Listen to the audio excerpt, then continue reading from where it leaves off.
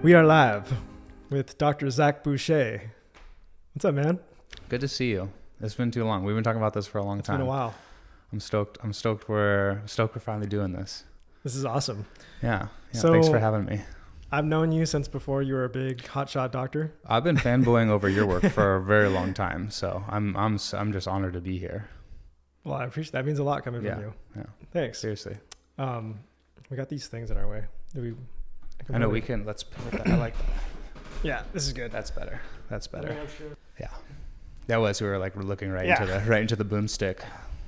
So this is awesome. I don't usually get to do live podcasts, so this is a real treat. Thanks for making the trek all the way out here. Wonderful. My pleasure. And we're going to get into some spicy topics about our health, the nervous system, EMF frequencies, what they do to our stress levels, our nervous system. And I'm excited to hit it all. But first, why don't we get you to introduce yourself? With pleasure. No, we like spicy topics. We really do like spicy topics. I was joking with some people earlier. I'm really nobody. I'm nobody, but I've had the pleasure of encountering a lot of really cool things and really cool people themselves who've encountered really cool things. And so that led me to a fascination with the human body. And so I have a list of things that I've studied in my short life so far that I think might interest the listener with regards to what we're about to talk about. I am a clinically trained naturopathic doctor in the state of California. I'm licensed, board licensed and everything.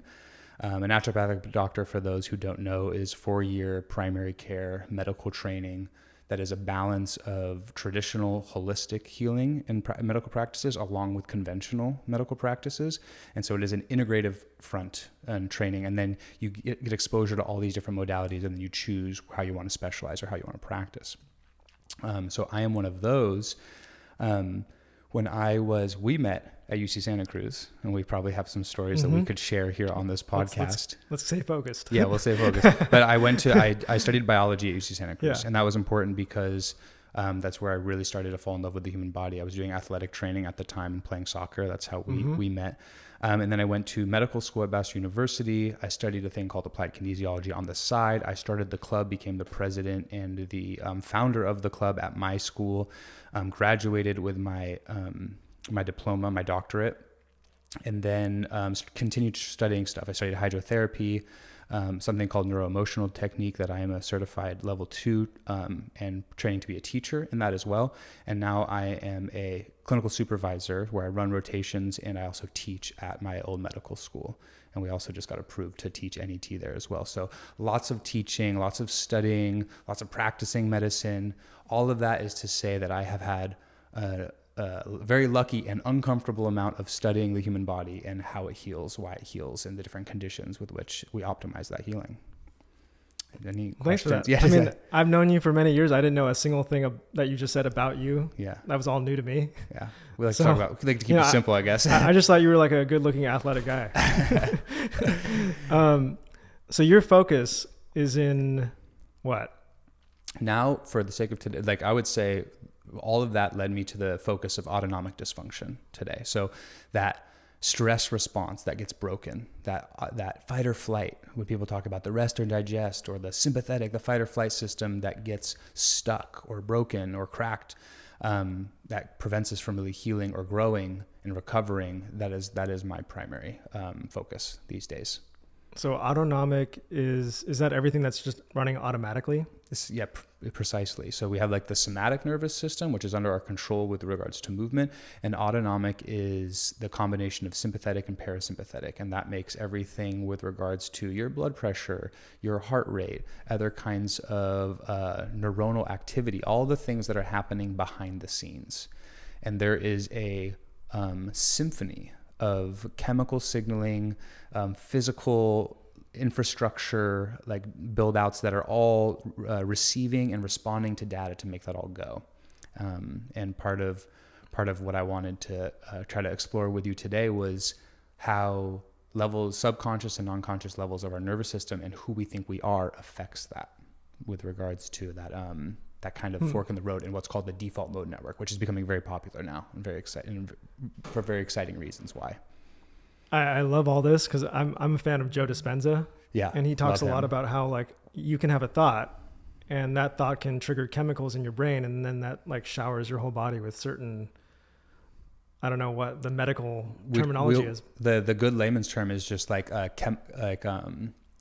messaging signals or messaging chemical signals, and those, whether they be neuropeptides or neurotransmitters or anything in our endocrine system, like every one of our hormones is a signaling molecule, or signaling molecules is another common word for that. Joe Dispenza is great, and he's doing amazing work and all sorts of cool writings within the quantum field of medicine. And that also came from Dr. Bruce Lipton, who wrote that book, he considered the father of epigenetics. And he has the quote saying, every cell in our body is constantly reacting to every single picture, the picture that's constantly playing in our head. And that picture is coming from the subconscious, non-conscious space. That's not consciously under our control. That is the autonomic nervous system. Yeah, Bruce Lipton, he got me big on the biology of belief and epigenetics. I think he's like considered one of the inventors of that whole field of study. Yeah, precisely. Yeah, he lives right down the street from here. Really? Yeah, after this, been to his house. He's a really great guy. We've collaborated. Awesome. And I guess, I'm not a medical student, so I love when Joe Dispenza and Bruce Lipton, and hopefully you, explain things in a way that can appeal to like a middle school level intellect. Because parasympathetic, sympathetic, these things are, I've heard these words before, but they almost like just go right over my head. So totally. I'm going to need you to like pretend like you're talking to a little kid. No, this is good. And sometimes it's nice. I think it's one of the reasons I got into teaching. There's something that contextualizes and enhances your own learning when you have to frame it differently. And so it's easy to sit in the annals of academia in the echo chambers and just say stuff, but to actually put boots to pavement and see change in people with regards to understanding phenomena that might be outside of their categorical educational ring is I think really important. And it's part of why biohacking is exploding right now, because we have all these cool podcasts of people talking about stuff that create actionable steps for you to affect your health and like change your world outside of having a PhD. Like, you don't have to have a PhD to make those steps. And so that's one of our goals today, is to talk about some actionable steps that you can take to prevent yourself from falling into some of the traps of this autonomic dysfunction, or let's just call it the imbalance in nervous system, or stress, overwork, and stress, what we call distress. There's eustress, which is stress that's good, that motivates us to change, that signals our body to adapt. And then there's distress, when it's been there for too long, or the signal is too great and it creates a dysfunctional response because it was too traumatic. So distress. Yes, I love the term biohacking. Yeah. I think maybe it's gotten thrown around a lot, but nonetheless, what is getting people into trouble now? What are you seeing like in our modern world that is getting us into dysfunction? Or what isn't? What isn't, right? No, that's a really good question. Yeah. So many things. What I tell my students, and I think one of the reasons I like storytelling, I think I wasn't ever really planning on becoming a teacher, and then COVID happened and it kind of shifted the perspective, and I started working with different doctors and was in quarantine and had to take an inward turn and work with a couple therapists that kind of blew my mind in a few different realms, and it opened up parts of me. And so then when I started to teach, it wasn't about proving myself anymore. It was about telling a story. And so I really like telling stories, and it's an easier way for me to talk about foot anatomy or how the shoulder girdle works. The story of the human is fascinating, and some of my teachers are really great storytellers in this regard, especially in the medical sense. So, what I would say is we've never been more unhealthy in the entire evolutionary history of humans. We've never been more unhealthy. And that's a very exaggerated and oversimplified statement. But the point is, we've never been more overfed and undernourished. We've never been more overstimulated and undersupported by our nervous systems and nature. And we've never been more unable to detox and overtoxined.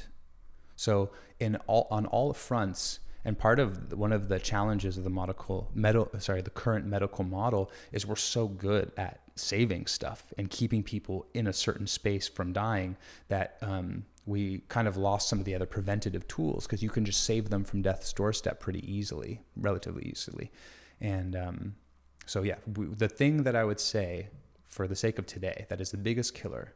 And I really like Peter Attia's Outlive book. If people haven't read that, I heavily encourage them to read that, because it does a nice job to paint the picture of how you can really help yourself in the time that you have here, is stress.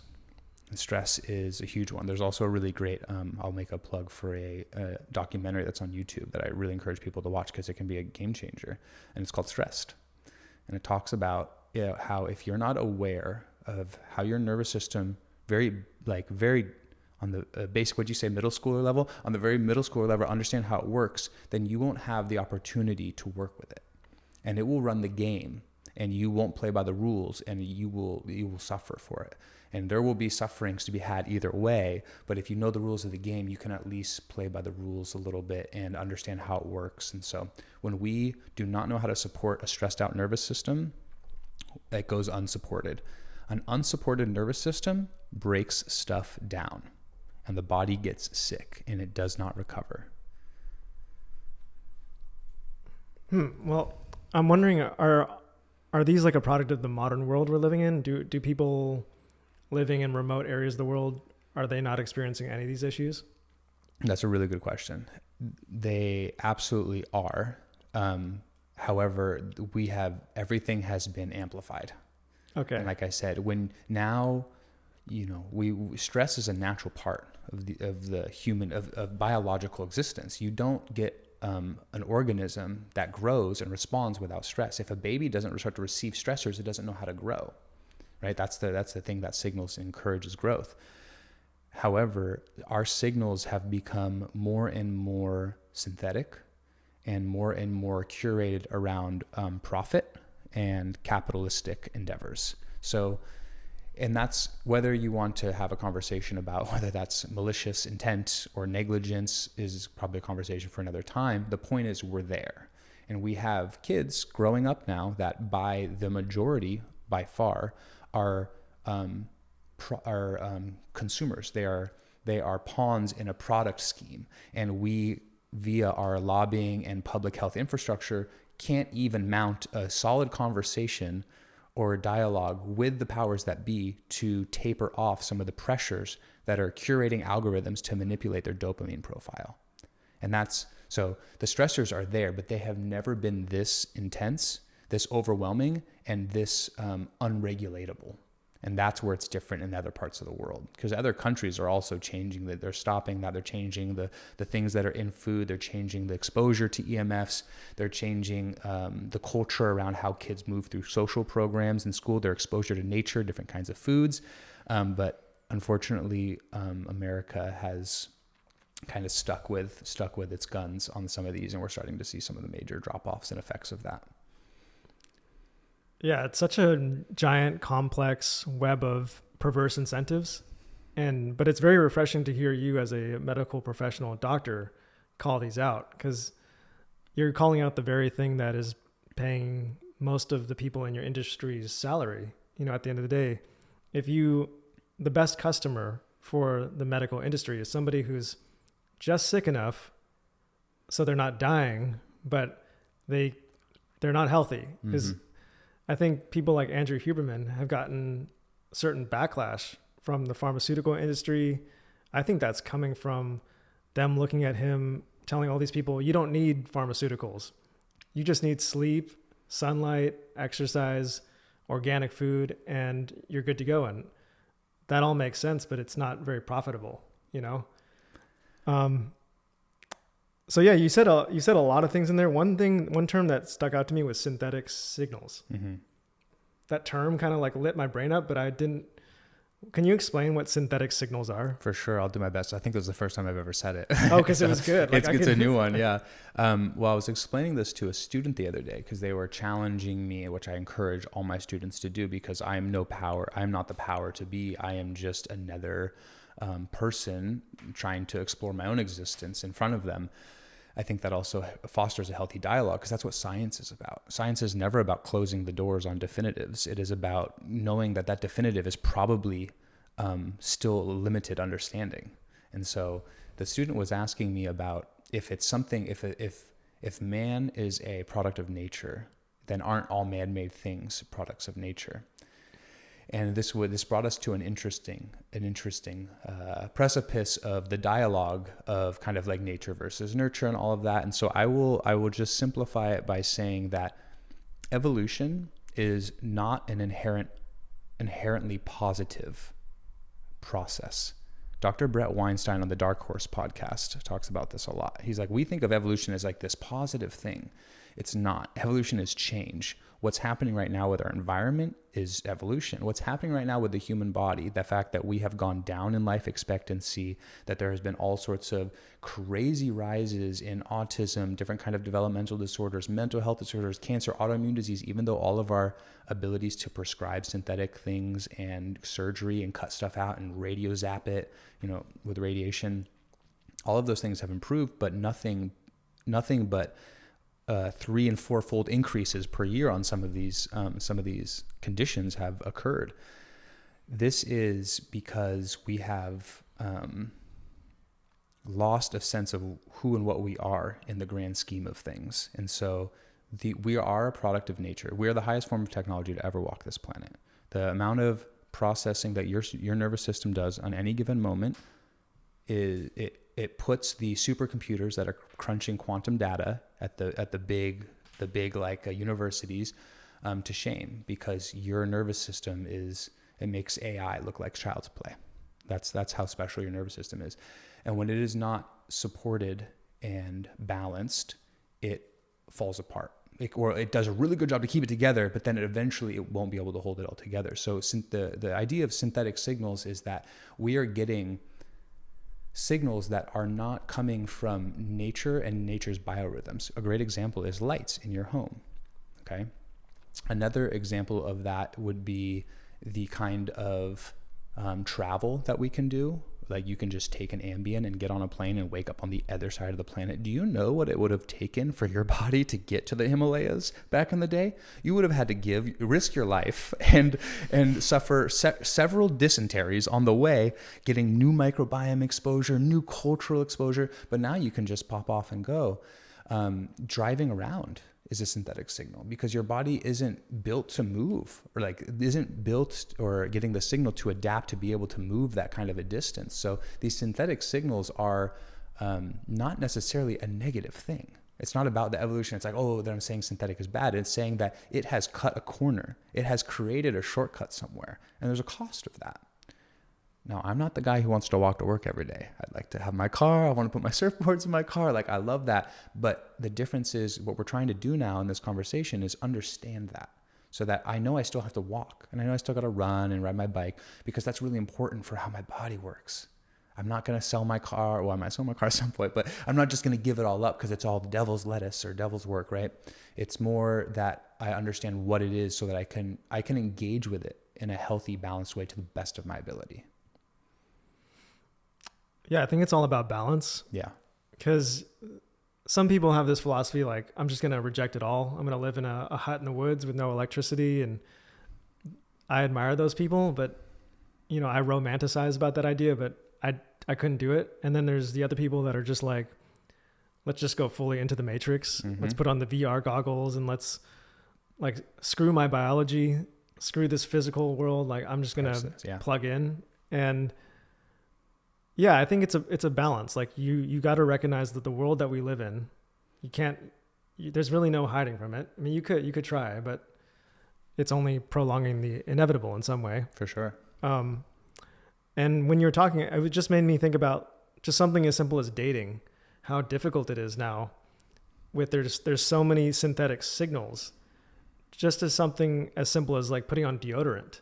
That is preventing your natural pheromone from your partner. It's a great example. If your partner doesn't like your natural body odor scent, that's probably a sign that you shouldn't be with that person, But now everything we're doing is interfering with that natural ability to just connect with your partner on that natural primitive level, from the filters to the plastic surgery to and like you said, it is evolution. I had a friend who is a good looking, smart, successful guy, but he sucks at online dating. And he's like, man, I can't get any dates because I'm just not good at this online thing. And I'm like, this is evolution. I mean, if you can't work algorithms, you're not going to pass your genes on. Yeah. Isn't that a funny thing? I think it's still going to work out for him. Yeah. I think he's going to be okay. Still hope. But yeah. But no, you're spot on. All those things are synthetic signals because we have created them. They don't exist in nature without our effect. And it's a hard thing to kind of like quantify. Like you said, well, do I just give it all up and go to the cave? That's not really a realistic option for most of us. I am probably closer to that than most people. And even I have a lot of reservations about that, because also I care about my community. I care about my impact in the service to my community and what I'm trying to do and my mission. And that could help me get to a certain place or help my individual practice. But also at the same time, I'm aware of all of the overflow effects and the proximity effects of being in society where that's the norm. And so like we joke, me and my friends joke about this, calling it like the middle path. You're trying to find some way to be aware of what really happens when you're sitting in the cave alone. You know, what the nature of your mind and your being is without any of these synthetic signals, so that when you are encountering them, you know how to balance them the best of your ability, what kind of tools help you balance that, and then also where to just avoid certain areas altogether, because the cost is too great. The cost of contact is just too great. And that's when we talked about, when you asked what I focus on, that's what I focus on. When I work with patients and students, it's not to convince them to move to a cave, because that's just not a very good model in general. But it is to try to encourage them to wake up to the nature of their reality and their mind, so that they can work within the balance. They can practice using the tools that help them leverage what they're learning about their bodies and their minds to make it the best that it can be in this time being. And I think that's a really important part of just healing in the 21st century in general, when there's so much noise out there. And a lot of it's great. It's just how do you contextualize all of that if you don't have the understanding, the history or the knowledge or training? I think we're pretty aware of a lot of things are bad for us. But if you could maybe, what is at the very top of the list? Like if we could eliminate for sure 3 things right now, what would they be? I'm going to break it down a little bit more if that's okay. So I just started, I'm also the founder of a nonprofit called Mantra Wellness. Mantra is the culmination of all of my years and my mentors' years of experience with regards to what we've seen, the patterns we've seen in patients and also in students, because students are patients as well, because they're trying to become doctors. Most doctors come to the field with some intention to heal part of themselves and the world outside of them. So they're patients in of themselves as well. And mantra, what does mantra mean to you? Let me just ask you, what does that word mean to you? That is a saying that you come back to like ground yourself. So if I'm stressed out, it's like, what's my mantra? All right, let me get back to that. And do you say that mantra once, or is it like, what's the nature of the mantra in that sense? I usually say it once, but I know some people say it a lot. Yeah, like it has this repetitive nature, right? Yeah. So that's precisely what we're trying to point out, is that we are what we do. We are what we repeatedly do. And so mantra's goal is to educate and wake people up to the nature of their nervous system, so that they can learn how to leverage that, how to work it for greatest effect and for their own benefit, instead of kind of like not being sure. So to answer your question, and there will be more resources that we can plug later with regards to what Mantra's mission is and how it's trying to help people with that. We have 3 pillars of wellness and health, or health span. And Dr. Peter Tia's outlived does a great job of doing this as well. One is exercise or movement. The other is nutrition, nourishment. The third is focus or stress. We're using different words to kind of capture what that means to people. So if you're asking me for 3 things, I'm going to give you the biggest one from those 3 buckets. And the first one with regards to exercise is, there's nothing more powerful for your nervous system, for your metabolic system, for your endocrine system than making sure that your body moves. It gets an adequate amount of exercise, whatever that means. It needs to be a balance of cardiovascular exercise and and weightlifting, because that's the world we live in. The world we live in is subject to gravity. And if your muscles aren't prepared to do that for 80 years, then it will start to shrink severely at 40 and 50. And by the time you get to 60, it's too late. You can't build muscle anymore. And then you're just osteoporotic and you have to go on polypharma to survive. And then you're just like, you have no more autonomy. And we're seeing that in our geriatric population right now. So number one is exercise. You have to find a way to engage your body in a creatively stimulating way that also has a little bit of delay of gratification. Lifting weights isn't always fun. Running or riding the bike isn't always fun, but you got to find a way to make it fun. And that's one of the things I focus on with my patients, because they're looking for biohacking. So when we work one-on-one, we're trying to find that thing that makes it fun, makes it exciting and doable. It's all about making it applicable and achievable. Achievable goals is important. Number two is nourishment. If you do not believe that the kind of food and how much you put in your body matters, then it will hurt you in the long run, for sure. We are what we eat. We are what we do. So we are what we eat, because eating is what we do. It's an important part of the process. And so that's a whole nother genre that we could get into. But if there was one thing that I could tell people to do, it is to cut out processed sugars. Cut out processed sugars, and that's like a whole pyramid of food products, of the middle aisles of the grocery store that we hear on different podcasts and different kinds of doctors approaching this topic. But if you can cut out processed sugars, you are going to slash the inflammatory influence of a dysfunctional metabolic system. And so I'll leave that one there. And third, as we get into stress and focus, is a little bit more where mantra is special. I think a lot of functional med docs, MDs, NDs, DOs, DCs, even dentists now, biologic dentists are coming to the scene with regards to nutrition. They're all doing really good work with regards to these kinds of biohackings around exercise and food. So we're making great progress there, but we're hoping to make it more available to people. And the third one, focus or stress resiliency, stress coping, is more complex. It's a little bit more dynamic, because none of it is one size fits all, but this one in particular is very unique to the individual. And I'm going to split this into two, kind of. One is sleep.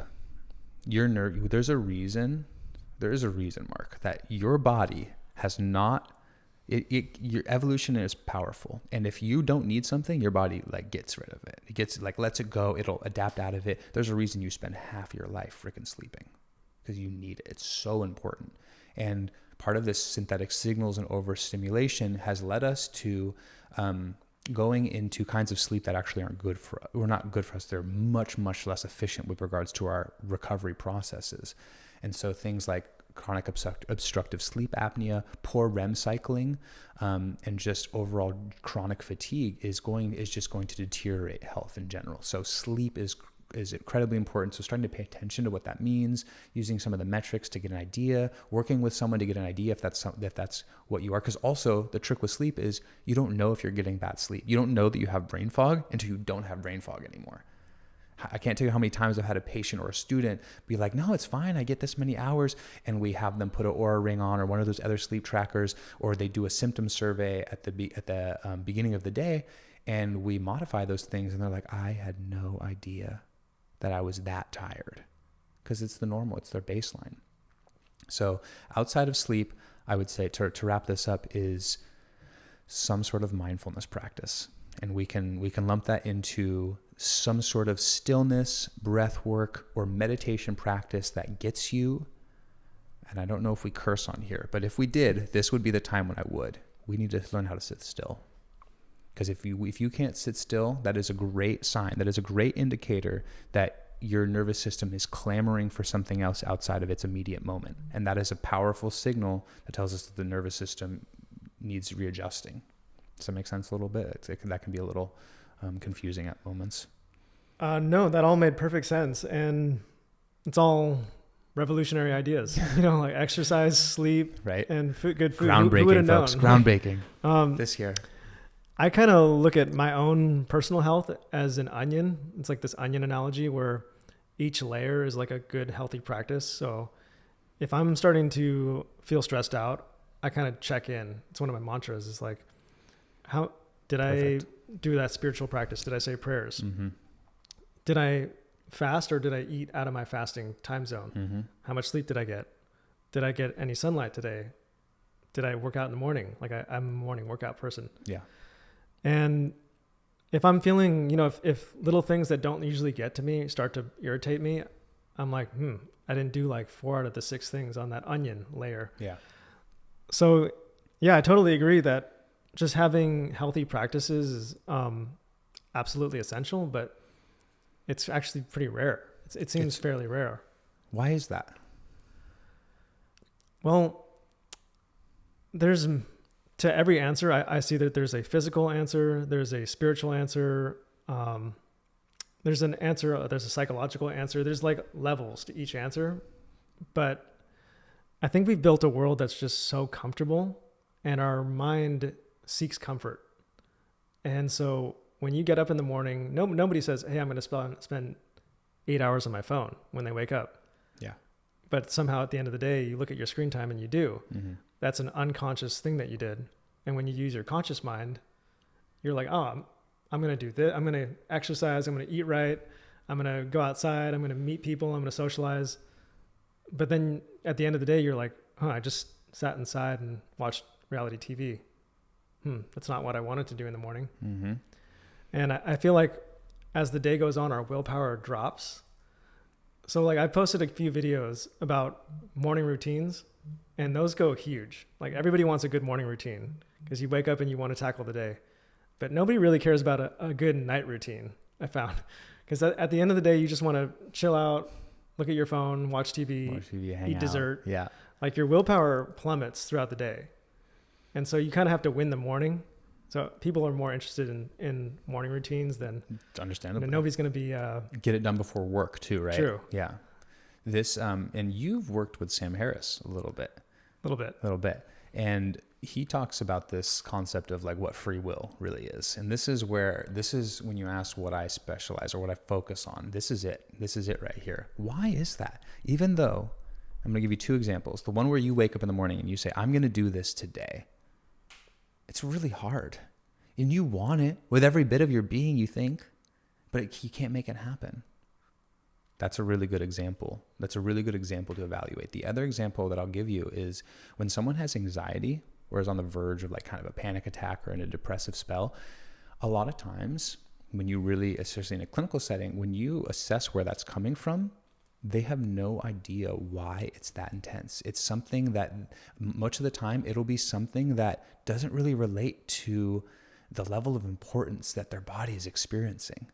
And they're telling themselves, I don't want this anxiety. And they're actively thinking against like, I want to let this go. I want this to be gone, but they can't. This is autonomic function. This is how the subconscious and non-conscious realms of your brain work. And so if you're ready, we're going to take a little dive into the subconscious space. Let's do it. Okay, very good. So to bring this to middle school, to the middle school diagram. So the way I describe this to patients, and also to all my middle schoolers out there, this is not a dig. Like, you're doing great work. Keep it up. You'll be up here soon. There is 3 parts of the brain. This is called the McLaurin triune brain formula. And there's 3 parts of the brain. There is your non-conscious, your subconscious, and your conscious. Your non-conscious is your reptilian brain. This governs the very deep autonomic survival primitive reflexes. Then there is the subconscious, which is your mammalian brain, your limbic system, how to relate to emotional stressors via your community and social cueing and other kinds. It kind of blends a little bit with the reptilian sometimes. And then we have the neocortex, the human brain. And this is where humans are special. Now, other mammals, I'm going to try to not get sidetracked, so you're going to have to help me here. But other mammals can sense patterns and behavioral constructs within their cohort, their group. But no other mammal, to our degree, can sense predetermined patterns and sense expectations from another and adapt to the other's expectations of themselves. So we can have like rings of self-consciousness that are outside of any other mammals to that degree. So the reason I bring that up is because that subconscious and non-conscious part of our brain are the ones driving your default mode network, the ones driving your that sense in the morning of the ability to get something done doesn't just come from your decision making. It comes from how you feel, right? When you wake up in the morning, what'd you say? It's we choose comfort. Well, comfort is aligned with survival historically. And we're just creatures of habit. So we're following comfort as the place that allows us to like really feel in a state of ease. Anything outside of there that we're not prepared or learned with or trained in, then kind of feels like adversity. And if we're not familiar with that processing, it's challenging. So when we're seeking that ease, if we're feeling a level of incongruence or discomfort or insecurity, the likelihood that we're going to seek further discomfort to fix that unless we know how to do it is unlikely. And at that time, when that person wants to change, wake up in the morning and change parts of themselves, it's usually not from a positive place. It's coming from a negative place. It's coming from a place of self-reproach, of judgment, of inadequacy, inferiority. And this is where we're getting to the deeper subconscious space where quantum, this is what Dr. Dispenza is kind of talking about, is that even though you don't want to be insecure, you can't help it. Why? Because there's learned patterns deep in your nervous system that affect every cell of your body that create that physiology. So what do we do about that? What do we do about that? That's the question. I'm hoping you'll tell me. Good, me too. I'm still learning, and I won't pretend to have the answer, but I've found great success. And when you asked in the beginning, like, who are you? Who are you? And I'm like, that's a great question. Sometimes I have to answer that, and sometimes I don't know what to say. Our good friend once told me, because I was kind of joking, that I was in front of this class of 60 hungry medical students, and I'm lecturing, and I kind of have like this little out of body experience where I'm like, I'm just like a guy. I'm just a kid. Like the other day, I felt like I was just playing soccer for fun. And all of a sudden, it's like I'm in this serious academic setting, and people are looking at me, and I have these answers, and they ask me questions, and I do my best to answer them. And he stops me and he looks at me. He's like, do you realize like what you've been through? He's like, I've been with you for a long time. Like the things that you've done, the things you've been through, both on accident, like trials, but also just trainings and encounters with other great minds. He kind of brought that up for me. He contextualized that. He's like, you have a lot of experience to offer that needs to be shared. And so I really appreciated that. So to take this deeper dive, took an encounter of my own with a therapist who was trained and working with psychedelic assisted therapy modalities. And it helped me realize a lot that I had procured and changed my world so positively because I was so hurt and I felt so bad about myself. And in that process, I had hardened the part of myself that really believed I was bad. Does that make sense?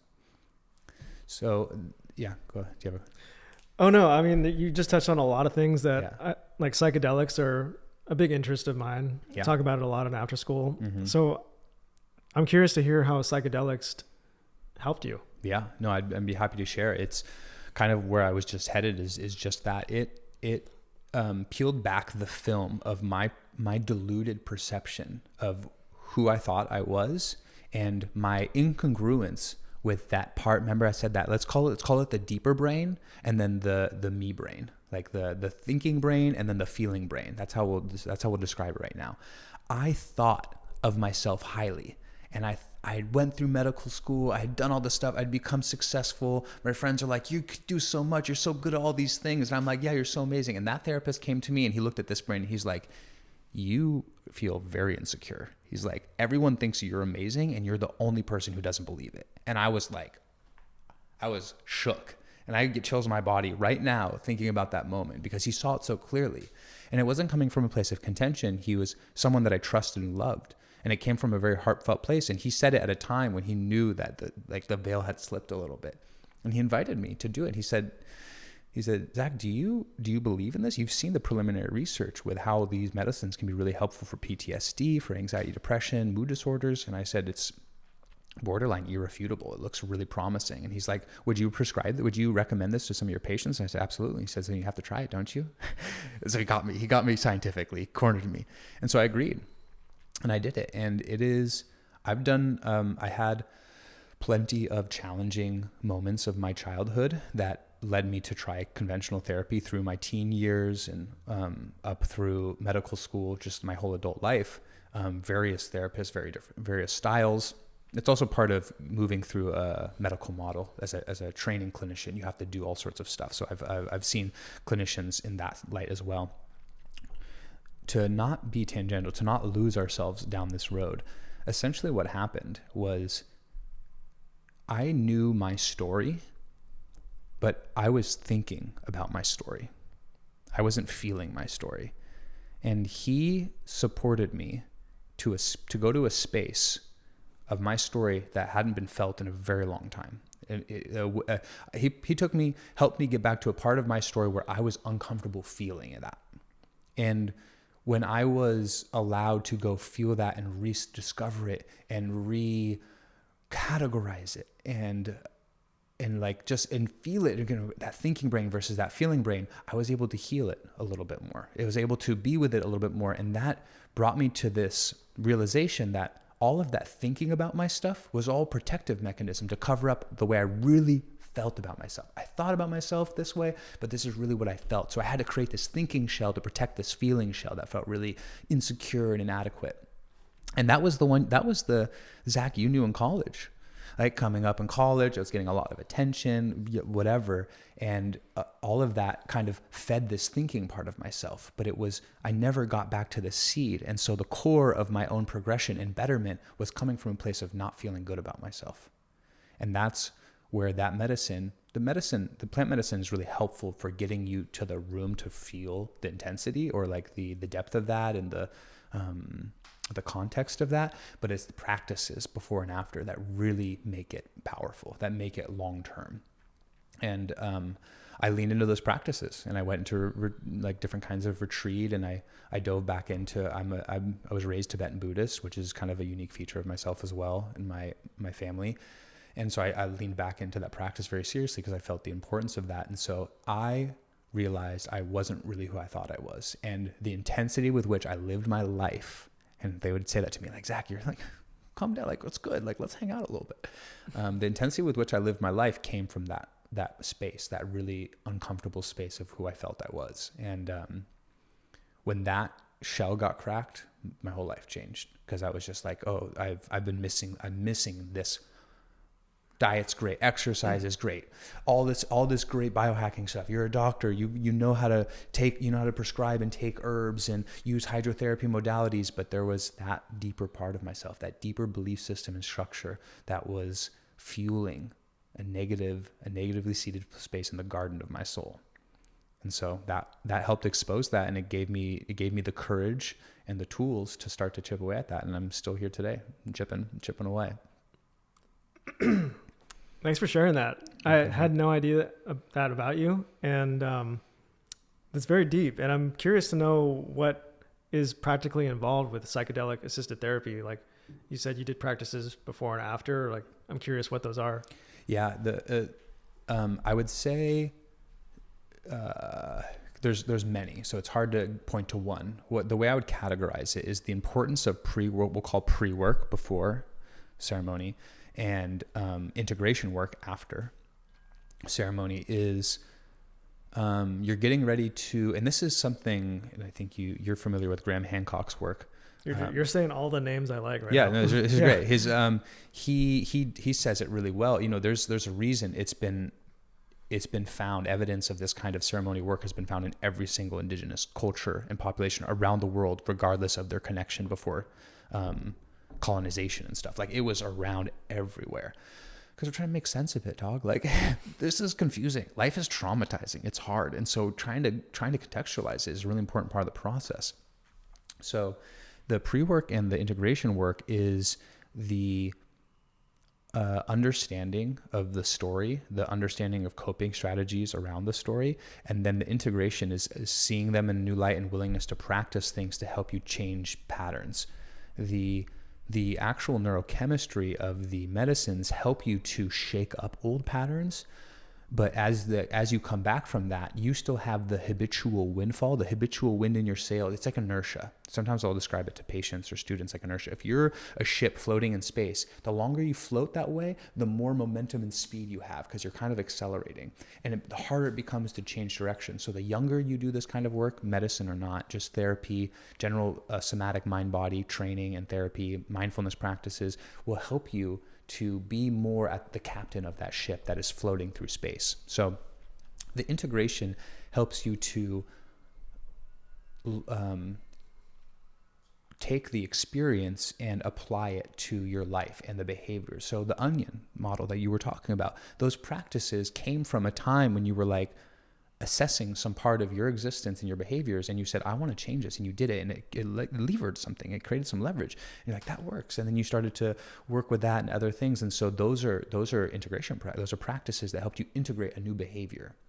And so the pre-work and the integration work are, in my opinion, the most important, because they set the stage for what you're actually trying to do and the importance of the intention, not just there to like, I don't know, like hang out and have a good time, maybe listen to some cool music.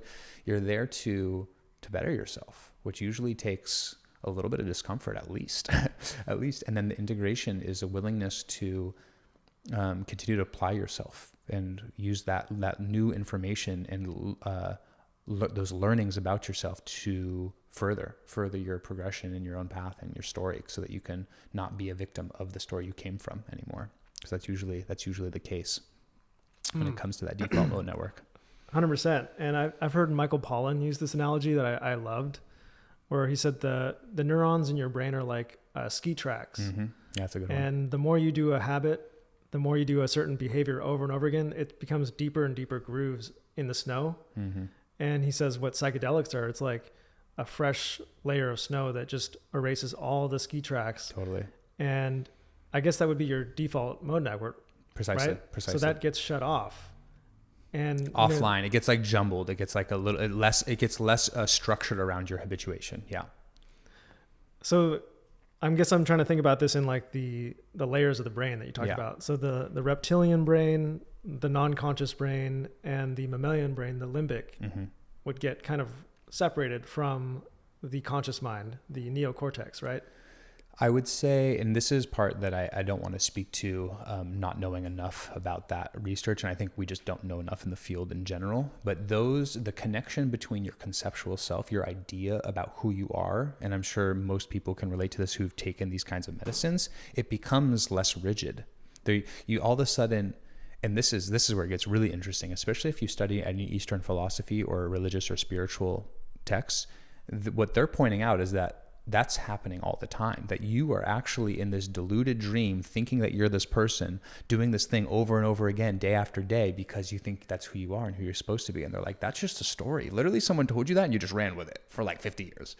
And so this medicine comes in, and that snow that comes in, like, you don't have those neuronal connections firing like that anymore. All of a sudden everything is scattered and kind of transient and in limbo, if you will. And so then you're left in a being state that doesn't have those familiar patterns anymore. That's why it's so scary. That's why these medicines can be so scary, because we like those patterns, because I am those patterns.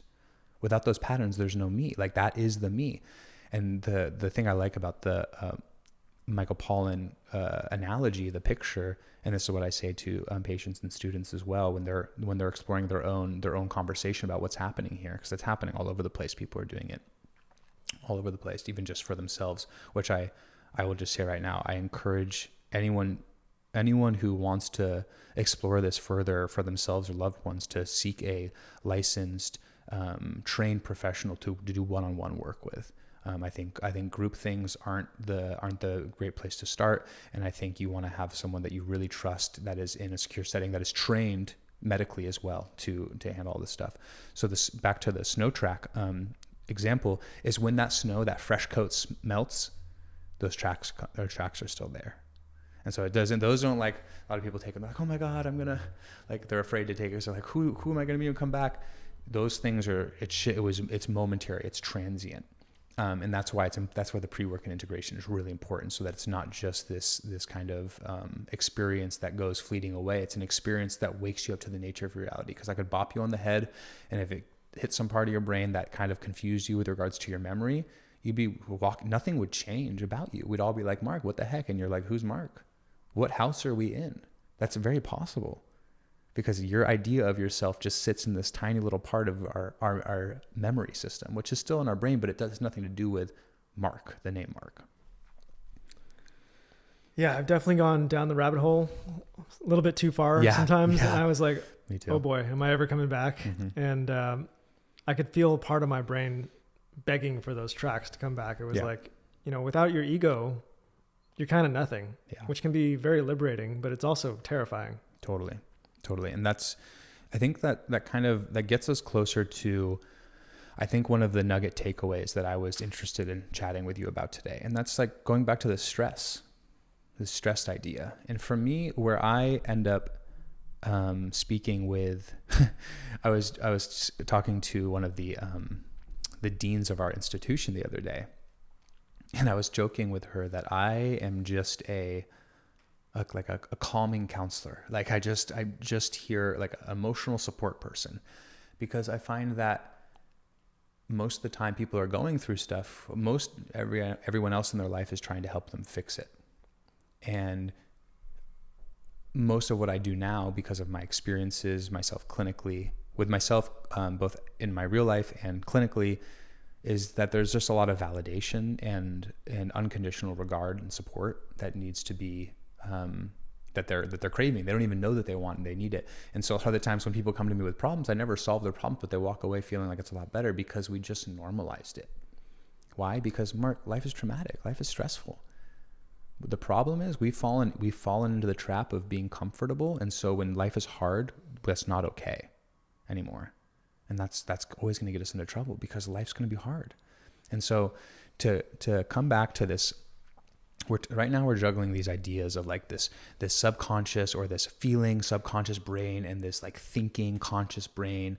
And now this idea of one of the biggest problems, the biggest killers out there is stress. And I'm like, but they're like, Professor, like, but what do you mean? Like, stress also helps us, but stress can hurt us. That word you used, balance. It's balance. So then what the heck is stress? How do we relate to it? What's good and what's bad? Well, then that's up to the individual, but you have to start a very steady assessment of what the things mean to you. And so, when we were talking a little bit earlier, this idea of like work stress and who we think we are, and we started talking about this with psychedelics, and if you fall into the trap of skiing down that track too many times, and that track is woefully away from who you really feel like you are, things are going to hurt. Life is going to be hard because you're not doing what you like. And you've been tricked by society into thinking that you have to do this to be successful, to be of value, to be worthy. And that's not true. That is inherently not true. There's no title, there's no amount of money that makes one human more worthy than another. And we know this scientifically, but culturally, we have sold ourselves to the structure of this kind of monetizing and professional capitalistic sensation. So the importance of why I'm bringing this up is because if your brain, this is where this will get me into hot water, because they'll be like, Dr. B. Sometimes my students call me Dr. B because my last name is Boucher, and they don't want, that's too much French smoke for them. They're like, no, keep it simple, Dr. B. But I got to work, Dr. B. I got to work. Like, how am I supposed to make a job? And how am I supposed to make a living? I got to work my job. And I'm saying, absolutely. I mean, I got to do the same thing, right? I can't go live in a cave. Like, I can't afford the rent of a cave in California. Does anyone else live in California? Like, I can't afford the rent in a cave anywhere. So the point of what I'm trying to say is that it's not just what you're doing, it's how you're doing it. And so if you wake up to the illusions, the delusions of the level of our relating to what we're doing, then you might start to be able to change how you're doing it. And so if you are skiing down those tracks, we're going back to the analogy, if you're skiing down those tracks all the time, blindly, just because it's what you're supposed to be doing, because you got to make enough money to get the next thing. Like, I get it. This is by no means a judgment. It's more a call to awaken and be more aware that if that is something that is really not good for you and it hurts you and you don't like it, to honor that and to find ways to balance it, to counter it, and to remind yourself that that's not you. And then you might even find yourself one day looking for another job, right? The comfortable hell versus the familiar hell versus the unfamiliar heaven. And so we got to work, and this isn't you got no working. Like, you have to go live on a farm and be chill. Like, if you can do that and that works out, do that, because you'll feel better. I promise you, going into nature and being more in contact with naturally processes, cycles, and phenomena. But in the meantime, as you're going through your day and your life, if you can pay attention to the grind that is your life, whether that be job, family stuff, and you through assessment feel like it's really unbalanced and you're not able to take care of yourself, that's where I come in. That's where when students come to me and they're like, I'm so stressed, I'm all of this, and I can't change anything, I'll say, that's terrible. I'm so sorry. That sounds like a lot. When's the last time you took a bath? Like, how are you sleeping? Do you have any time for yourself? Moms all the time. Moms get overrun with work and, just like so much expectation. And then guys too, the amount of pressure sometimes to be the sole provider for the family. It's just pressures that we inherit from our societal contract that we kind of agree to unconsciously, but then we sell ourselves unknowingly to it.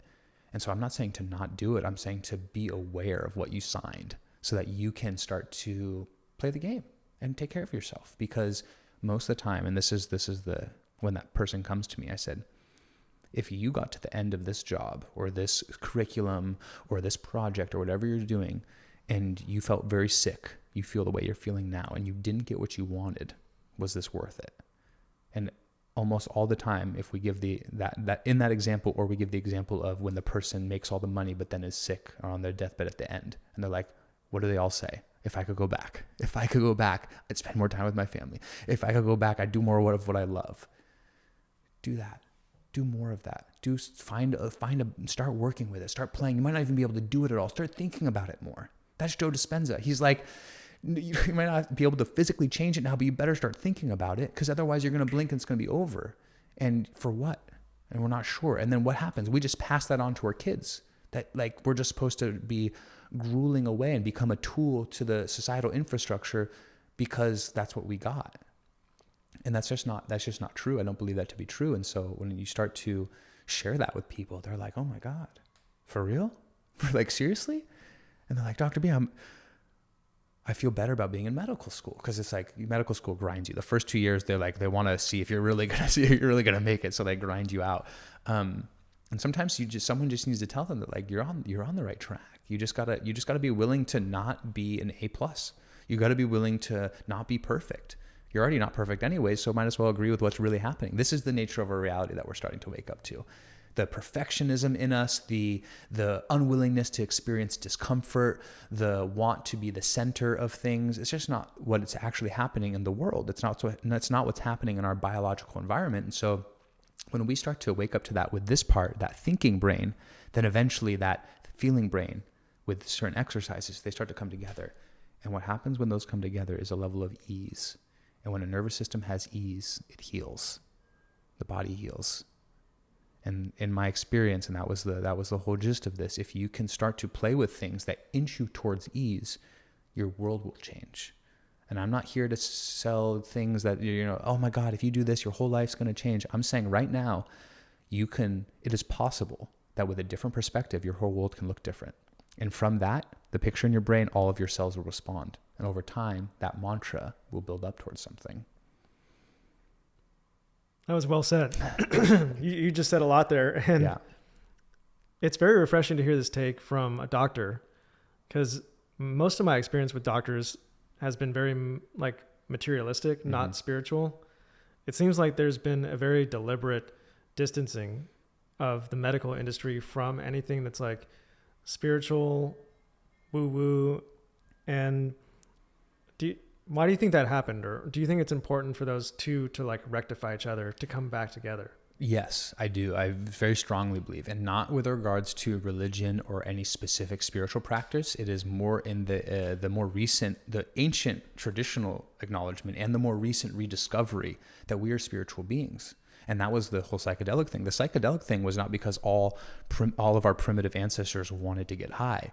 They were doing it because it was an important part to remind themselves of who and what they are, so that they didn't lose that in the ego-ness of their body. It helped them recenter within the natural landscape of what was really happening.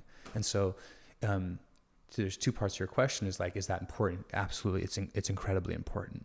And that's part of why I do the work that I do now. Is not even, it depends on the person. They might be religious, they might be spiritual, they might be not at all. The point is to engage them in the ceremony of their existence so that they can surrender to it. And if they surrender to it, more ease comes, they heal, and then that kind of feeds that cycle. That's spirituality. That's faith, right? To some degree, depending on how you define that. With regards to how we got there, it is a challenging story to tell with regards to how our medical infrastructure was developed. But I will say that with our powerful technological advancement, especially with the discovery and the use of antibiotics, gave the powers that be right in that moment the carte blanche. It gave them the blank check. They could decide whatever, because now they were saving cases that were just the cause of death for pretty much any accident or illness was infection. Infection was that was the way it ended for everybody. Now you had a real solid agent against that. And that led us to germ theory, which has been disproven. So it took us down this paradigm creation that was, yeah. What is germ theory, by the way? I just wanted to. Yeah, please. Yeah. Germ theory is the perspective, the theory, hypothesis that all disease comes from germs. Yeah. And that has been since disproven.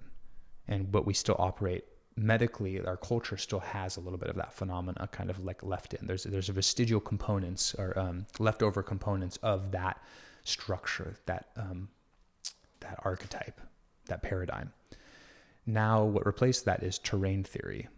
And terrain theory is, in my opinion, a more accurate model, because it says that it's not the bugs that create disease, right? Because we know this, because without bugs, you have more cells inside your gut and on your skin than your own cells themselves. Like that you are, someone said it once, they're like, you're not Mark, you're just like a farm. You're a farm for the bugs that are running the show in your gut and on your skin. You don't have this, you can't exist without them. So it's a relationship. It's a symbiotic relationship. It's about balance. And if the terrain gets mismanaged, then it can lead to infection and issues like that. So it's opportunistic, but that's what we see in nature, right? The very things that create soil erosion and dysbiosis in the soil, and the parasitic infections in the trees, they're not absent. They're just in balance. And when they're out of balance, disease forms, dis-ease, no longer in ease. So the germ theory came from that time when we were crushing it. We were absolutely curing diseases left and right. And that's what we thought. That was the best signal that we had. And we ran with that.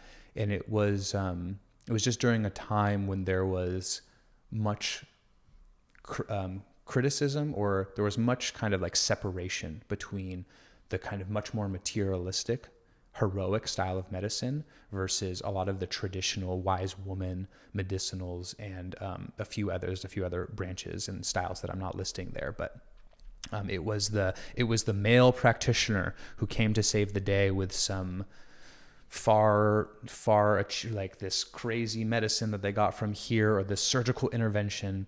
And that led to that cultural setting of, it is not about the human, it is about the intervention. And so that led to a sterility, and that's where the bad bedside manner and kind of patients being treated like numbers, like this inhumane component of medicine started to foster. And now fast forward 100, 150 years, and that's where we are. That was well said. I did a video a while ago, you just reminded me of, about SSRIs and the whole history behind antidepressants and psychiatry and psychology. They say that psychiatry is kind of like the ugly cousin of the medicine, because it kind of doesn't fit in there like the other ones. Because therapy, if you walked in with a heart attack and they stitched up your heart, you'd walk out and be like, wow, they fixed me.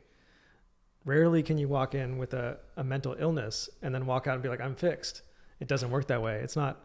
But what psychiatry's had to do is it's tried to marry itself to a materialistic practice of neuroscience.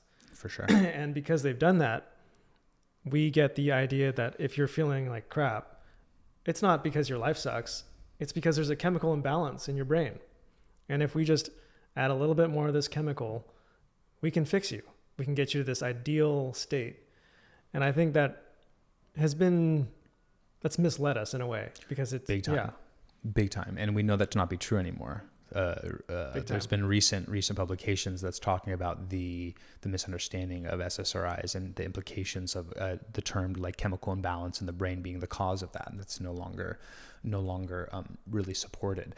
And just like in the heart attack model, that's also a misunderstanding, right? This idea that that person walks out fixed, that person's fast tracked to another heart attack because they don't change anything that created the environment for a heart attack in the first place. That heart attack came from like clotting factor issues and cholesterol buildup and damage to the arterial walls that lead to scabbing, and then it clots somewhere in a smaller pipe tubing of the heart, coronary artery, that then stops blood flow to that. Like it's that the problem expressed acutely as an infarction. Infarction is like a stopping of blood flow, and then that blood flow doesn't go to a very important part of the muscle that needs to pump 24/7 in your life, and that stops your life because your heart stops, because it's seizing, because it's no longer getting blood and it's so metabolically active. But that was years in the making. And so part of, like you were saying earlier, part of the medical model accidentally set the stage to keep you unhealthy so it could just keep fixing you. And that person gets put on a blood pressure medication. They get put on a cholesterol management medication, maybe a couple other things. Maybe one of them doesn't work. Maybe they're depressed. We put them on one of the SSRIs or SNRIs. So that model all came from that heroic style where it wasn't about the person's life. It wasn't a holistic approach. And that word holistic is really important here, because what new integrative practitioners are trying to do, whether that's nurse practitioners who are holistically oriented, MDs who are integrative practitioners, or naturopathic doctors who are already trained as such. There's a lot of great DCs out there as well that do great integrative work, is understanding the body as a whole. Think of the body as a garden, and you can't really, anyone who's gardened before knows you can't just like manipulate stuff to make the soil healthy and to have things grow. Everything's got to be in balance.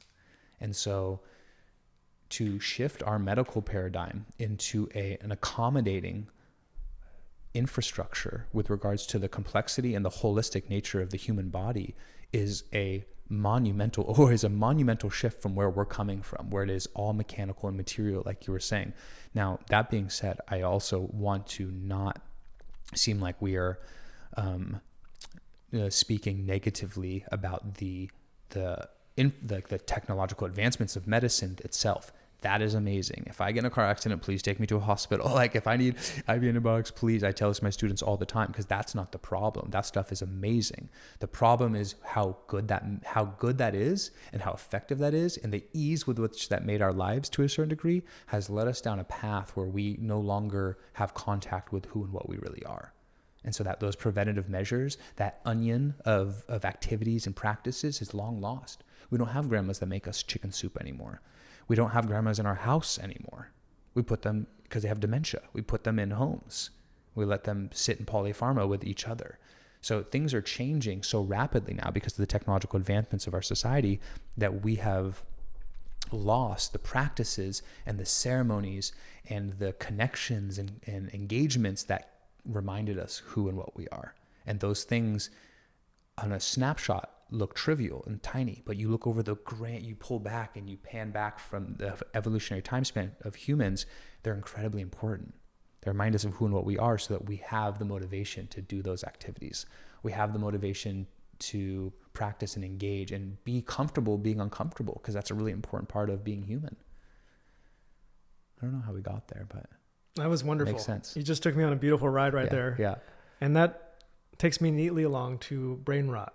Yes. Brain rot is a buzzword that I've been hearing a lot, and I'm concerned about it because I'm about to be a father. Yeah. And is this a real medical thing happening, brain rot? Can kids? you, I believe it to be so, but I'd like to make sure that we're talking about the same thing. So tell me what you think brain rot means with regards to what you've heard. Good question. To me, brain rot is something that kids get from being overstimulated, from just being exposed to like iPads with social media on them. Anyways, they're so overstimulated on their phones that they're not able to pay attention to anything outside their screens. And I've heard that they're struggling to be able to speak, struggling to be able to just function. And Halloween wasn't that long ago. I was passing out candy and I was kind of thinking about brain rot, and I was noticing some of the kids couldn't make eye contact, couldn't say thank you, were kind of rude in a way that wasn't like, haha, I'm going to be rude. It was just like lack of not capacity. aware of their surroundings totally. Completely. Almost like Adults are a foreign species. There's yeah. no And I was them. like, I wondered if that was brain rot. What do you think? My guess would be yes, because I think that there's many, there's a lot let's break this into two parts. One is the environmental social cueing with regards to their behavioral structure and signals they get for behavioral structures. And then the other one, when you're talking about candy, I'd like to also talk about the nutritional component of that as well. But where I'd like to start with this is that and I think this happened 2 or 3 years ago, and none of this stuff that we've talking about right now was prepared for. So I'm going to be saying stuff that, someone will give us a fact check on that. I mean, now we're getting to the good part of the podcast. Yeah, right. It's getting real now. This is, this was the study for the first time ever in human history. We've talked about how that age expectancy went down, the life expectancy went down. It's crazy. The first time in human history. And we're like, that's what I was saying. We're the most unhealthy we've ever been. Sitting's the new smoking. We're just like, all this stuff going on. For the first time, and I think this was 2 or 3 years ago, maybe even less, the Council of Pediatrics for the American, there's some council out there, I can't remember the specific name. They, for the first time in human history, had lowered the developmental milestones for American children. Insane. So it had been standard all of this time. And now we had dropped off so much so that they decided that we needed to knock it back a little bit, dumb it down a little bit so that it didn't seem so abnormal. And a lot of doctors across the board. But again, we go back to the powers that be, like who are making these decisions. And even when doctors push back, there's bigger powers than just the individual doctors. But a lot of doctors were outraged. They're saying this is a very scary data point. And the fact that we're reacting like this is even more concerning. The fact that we're getting a really important data point that tells us we need to be changing some stuff to prevent calamity in the future, which we're already fast tracking towards. And we're going to do like a dust up cover up. We're going to kind of just like move the cards around and change the level, the threshold for certain diagnostic criteria or milestone criteria is concerning. So brain rot, is that what we're calling it? Mm-hmm. In my opinion, this is a feature of both micronutrient deficiencies, being overfed and undernourished, which means you're eating more calories than your body is getting of micronutrient content. So if you eat food from nature, it comes with all the macros, like it has carbohydrates, it has starches and cellulose and all this stuff in the vegetables, but also has like vitamins and minerals. And then you get like protein, you get protein and fat, amino acids and fat from animal products or other plant products. But with the macros versus the micros is what nourishes our body for growth.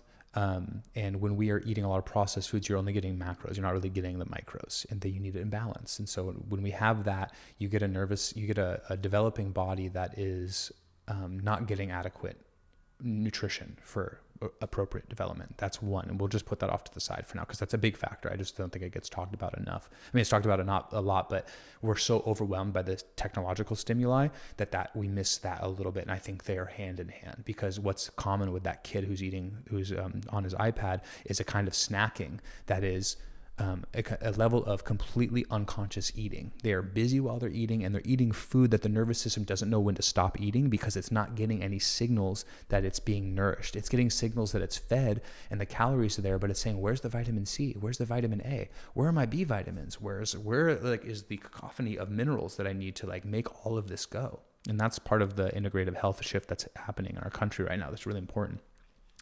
But putting that aside, the dopamine manipulation, the prioritization of the cattle herding of our youth for data mining and profit with regards to the clickbait stuff is criminal, in my opinion. The fact that we haven't, as a community, part of the problem is because we can't outcompete the powers that be. Pharmaceutical and insurance companies have the biggest lobbying power in our country, and no one can stand up to them, really. The fact that we can't overcome that is part of why we're here, I believe. Those kids become the most anxious, the most depressed, the most disconnected, and they are a prime target for the food drug cycle, the pipeline that currently exists in the Western developed culture, especially America. So is brain rot real? Yes. What does it look like? It looks like a nervous system that is not, remember we were talking about the signals that stimulate growth. When you're a kid, you're meeting new people. You learn about cultural respect. You learn how to look people in their eyes, like the cues that you were talking about with a kid showing up to the door. In Japan, they still teach them how to breathe. They teach them how to do like breath work, not in terms of active, aggressive breath work. They teach them to be aware of their breath. They teach them to be aware of elders, of how to respect elderly. We have nothing like that, and it's very foreign to us. But it's been a part of humans for a long time. We were just the most recent ones to kind of let it slide away from our patterns. And now what has replaced it is this ease. Addictions like this feed into that ease cycle, because any discomfort, a kid's crying, they're upset, what's easier? We just give them the fix. And that fix is a snack, an activity, something that they want that quells the discomfort. And then we feed that. And so that nervous system now is growing into an environment that has no ability to adapt. It has no ability to respond, to be uncomfortable. It has no, and here's the major point, it has no ability to see or experience reality outside of its own perspective. That's where you get into really hot water, because if you aren't able to de-escalate your own emotional arousal with any sort of awareness that other people exist, we get into a place where you become really capable of hurting people. You become capable of making decisions that are really dangerous and mean, and it doesn't have to be nefarious. You're not going to become somebody crazy, but you could. But in the meantime, you're just not going to connect. We are a species that is built on connection and community. All of this technological advancement did not come from the individual. It came from our language. It came from our ability to connect with each other and specialize.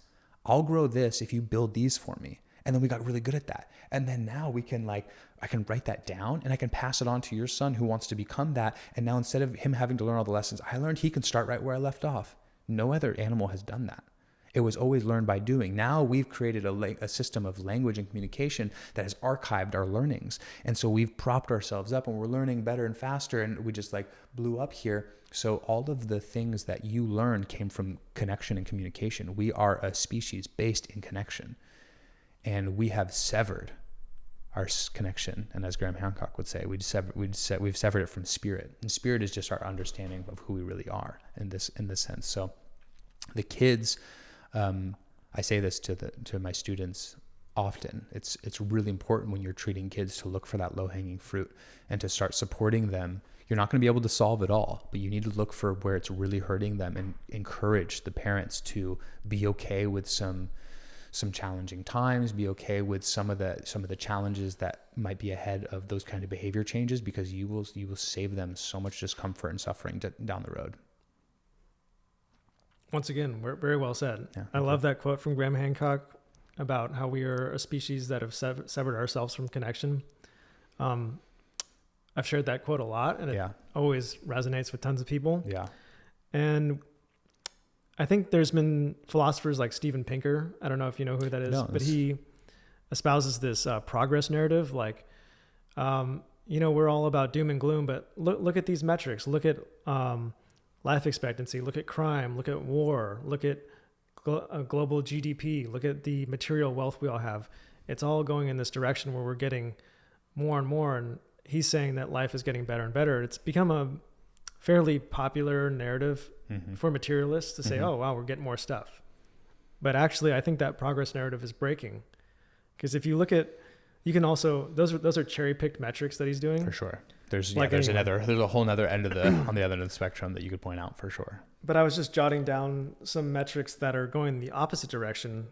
Life expectancy was surprising. Spending power, IQ, and fertility is a big one that I've been focused on. That's a massive one. Huge one. And so this is probably one of the biggest health issues that I've been focused on after school. It's a story that we don't hear about much, but sperm count has gone down in the last 60 years, 60%. That's 1% per year. And they found out that it's actually decreasing, accelerating downward. So now it's over 2% per year. Yeah. It's not steady. It's not steady. Accelerating. Yeah. And at the same time, miscarriages are rising, infertility, the birth rate's plummeting, erectile dysfunction, all these things.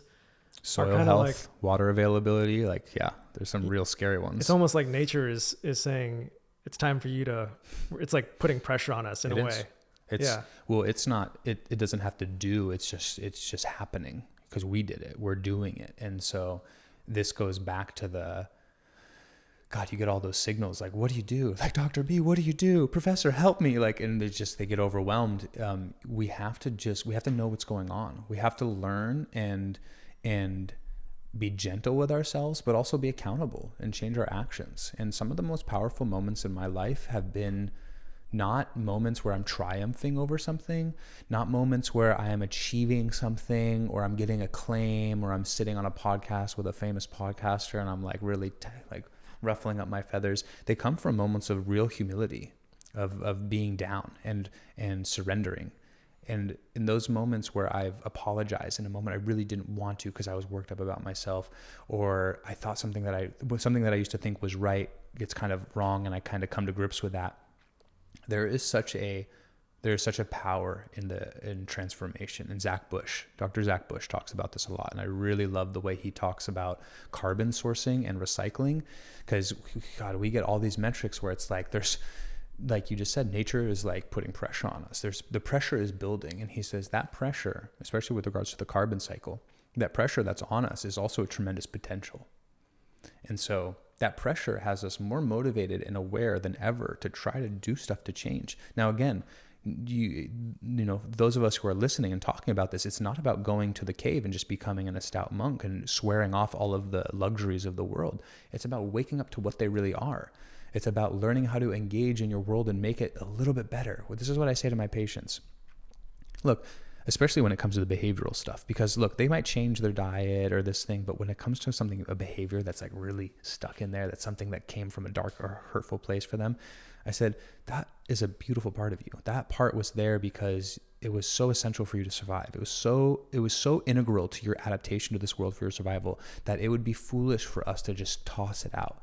Instead, what I want you to do is be aware of it and ask if it's something that you want to engage like that moving forward. And then where you go from there is not about yes or no, it's about percentage points. Can you then, if you're having a hard time with work, or you're having a hard time with the kids in the neighborhood, or you're having a hard time at home in relationships, can you have a greater awareness around that and change the intensity of your energy by just 5%, 3%? Just shift that. And now as you start to call that your being in those states into awareness, it starts to wake you up to the autonomy of your ability to transform your world, not through external manipulation, but through internal reprioritization of perception, through internal recategorization of experience. And that's where the Eastern philosophies come in really importantly. They're not saying change your world, they're saying change your perspective of the world, then you can do anything. And so I think that's what part of what Zach Bush's messages was, is like to get this, we have a lot against us. And so we have to, in terms of where we're at in the timestamp of everything that's changing around us. And that's really the big challenge with that materialistic data set collection is, should we not change? Like, we have a lot of changing that needs to be done to make this situation make sense and for us to survive. So we need to start changing. We need to start doing stuff. But if there's ever a paradigm that encourages static or like a fixation, there's no such thing in nature. Nature is always in turnover. We are constantly in bardo. We are constantly in flux. We are constantly in transition. So anytime that you get stuck trying to control something, and keeping it still and out of change, you are incongruent with nature. You're incongruent with the cycles that govern our biological properties. So get with it, because it's just going to happen anyways. And the more that we're with it, the more that we're okay. The best way to really have a good life is to accept death. Bottom line. You'll live with more gratitude. You'll have better relationships because you know that they're going to end. If you're afraid of death, life is going to be hard. Life is going to be harder, for sure. And we know that to be true. And you can point out those paradoxes all over the place. And so the what to do becomes less about like what and like how, and a little bit more to how. And there's so many different strategies around that, but a really important part of that is community and culture, or like that kind of cultural shift. And that's part of what you're doing with this podcast, and the writings and drawings that you've created have been an amazing anchor and totem to the movement and people's interest in breaking the paradigm that is manipulating that field to keep people in the place of consumeristic blindness. And so that's shifting now. And we got to do, okay, you got to buy a different product then. Like if you want to not support, you got to do something. You want to not, okay, you got to do this then. And you go, well, I can't do it all right away. Okay, so just think about it then. And the next time you might get a chance, maybe you can afford it. Maybe next time you go to work with a little bit less intensity. Maybe when that person talks to you, this time you take a break, you don't respond right away. It's just about the awareness of change that starts to empower you to realize that you're not who they told you were. And that's huge. It's hard, but that is huge. And you just start somewhere. That is brilliant. And I focus a lot on incentives, because like if you show me the incentives, I'll show you the outcomes. Mm-hmm. And I think that in our like the capitalistic structure that we're in, I'm like a full-on capitalist, so I'm fine with capitalism. But yeah, me too. The structure that it in hyper-capitalism, it incentivizes like extremes. Like the best customer is an addict. And products get more and more potent. You can see it across every domain. From the media we consume, it gets more sensational. From the food we consume, it gets saltier and sugarier. From the porn, it gets more and more like just extreme and taboo. Mm-hmm. And so in every domain, the companies that have no interest in your health, they just want to make profit. They're all competing with each other to make the most sensational, most addicting thing possible. And I think this whole system does depend on our ignorance. 100%. And lack of awareness to it. So I love what you're saying is like, if we become aware to it, we don't really have to just turn this whole system upside down.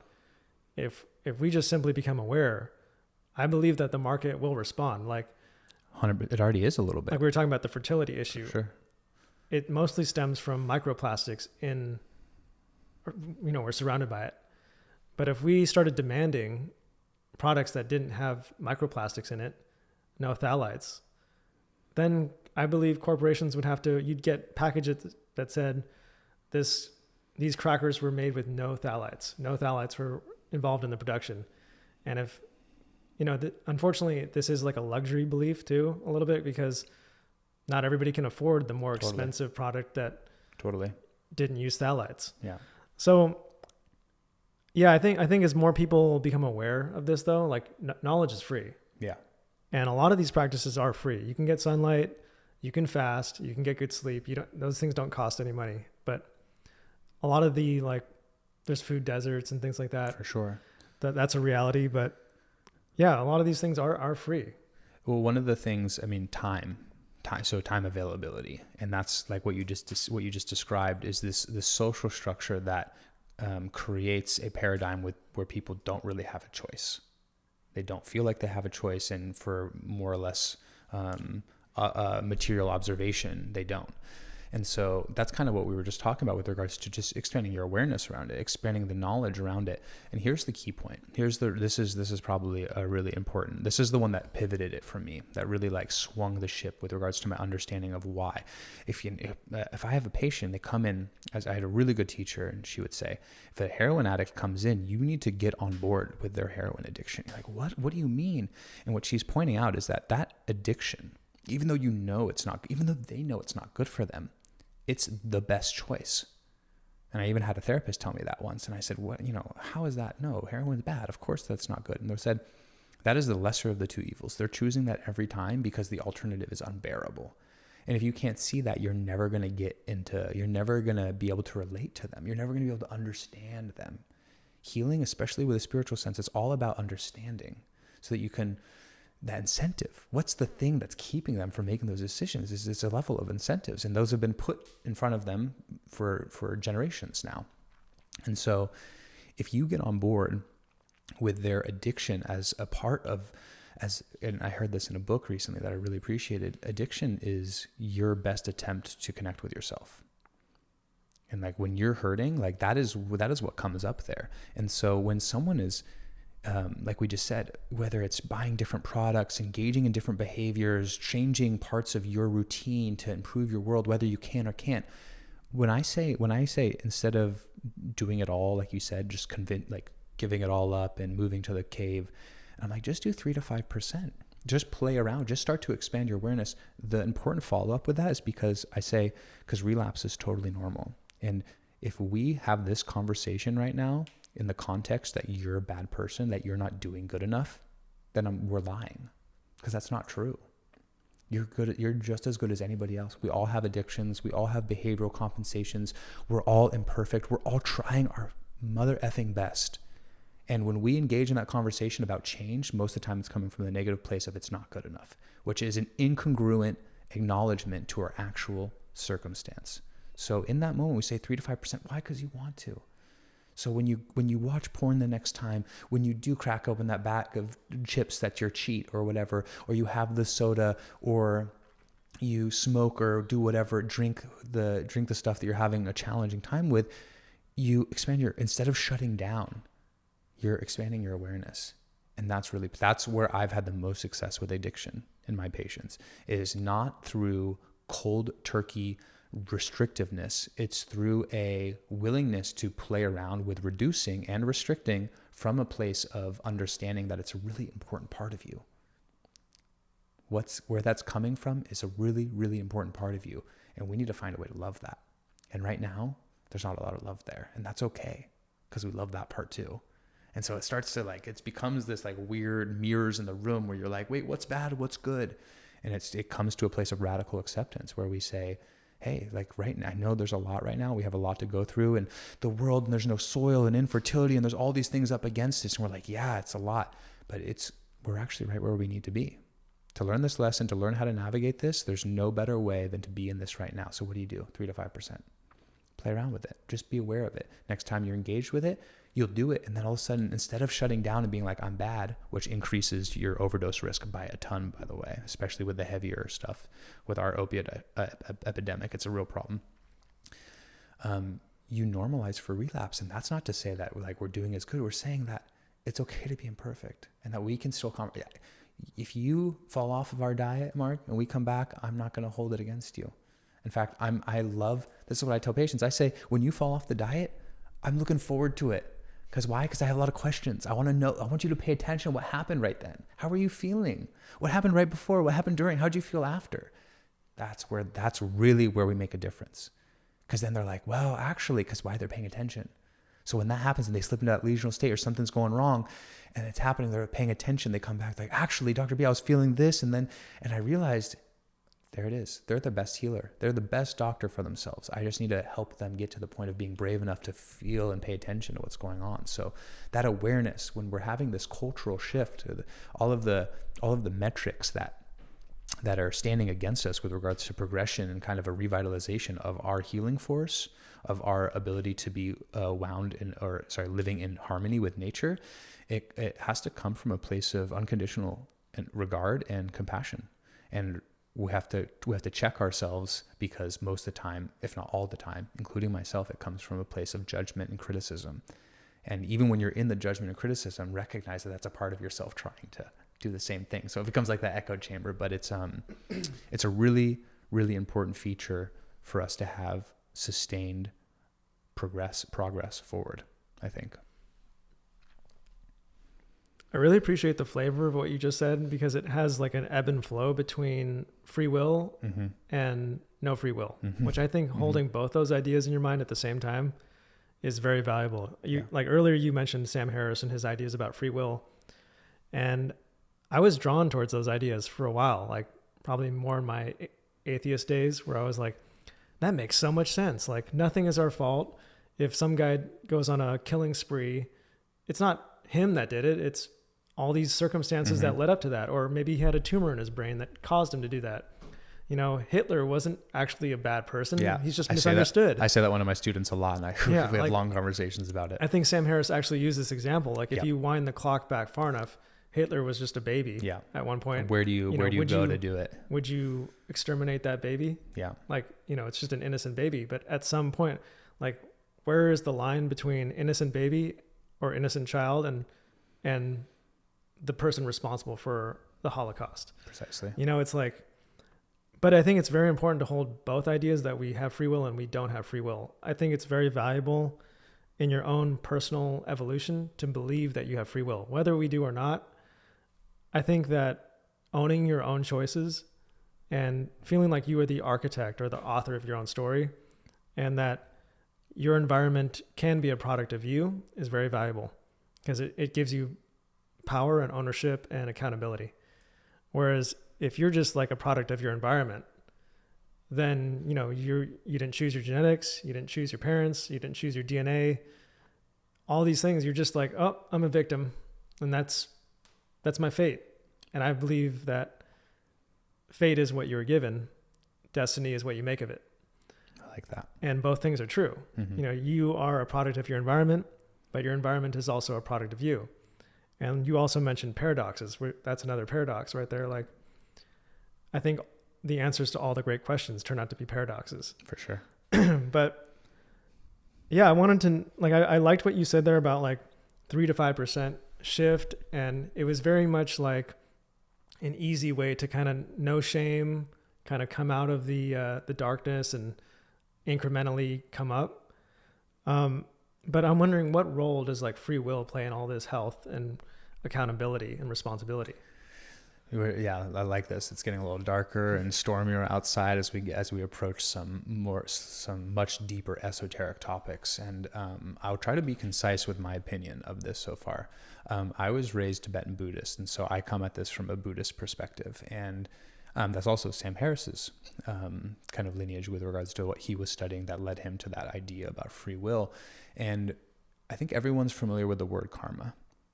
And I am by no means qualified to speak on any heady Buddhist principles and topics and concepts, but I'll share my best interpretation of my experiences through that.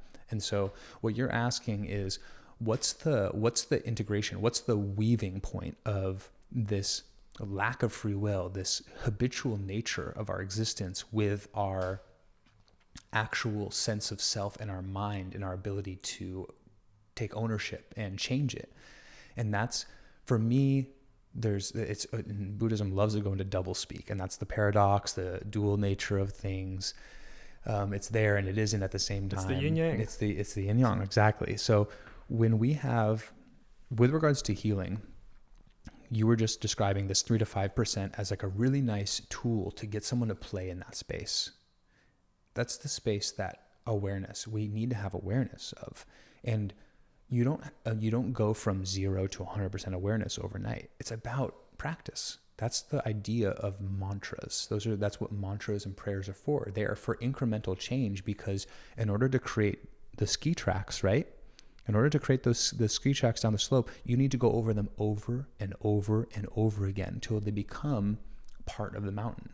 And so if you are someone, like you said, someone who's a murderer, who's been sexually abused and hit over and over and over again, those tracks run deep. And so it takes a lot to change that. And that goes for every single scenario. And that's kind of the like Zach Bush was saying, like, that's the potential, the healing potential. There's great, because there's so much intensity there. And in every one of our individual stories, there is suffering, because life is hard and it is uncomfortable, and we're all seeking, on a biological level, we're seeking survival and comfort.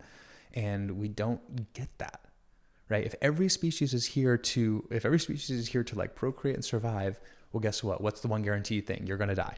Like that in and of itself is a trauma, is stressful. We come into this life wanting something, and all life is the guarantee that it's going to change and be dynamic and then end. And that's hard. And so the balance of lack of free will and having agency within that lack of free will is recognizing what free will really is.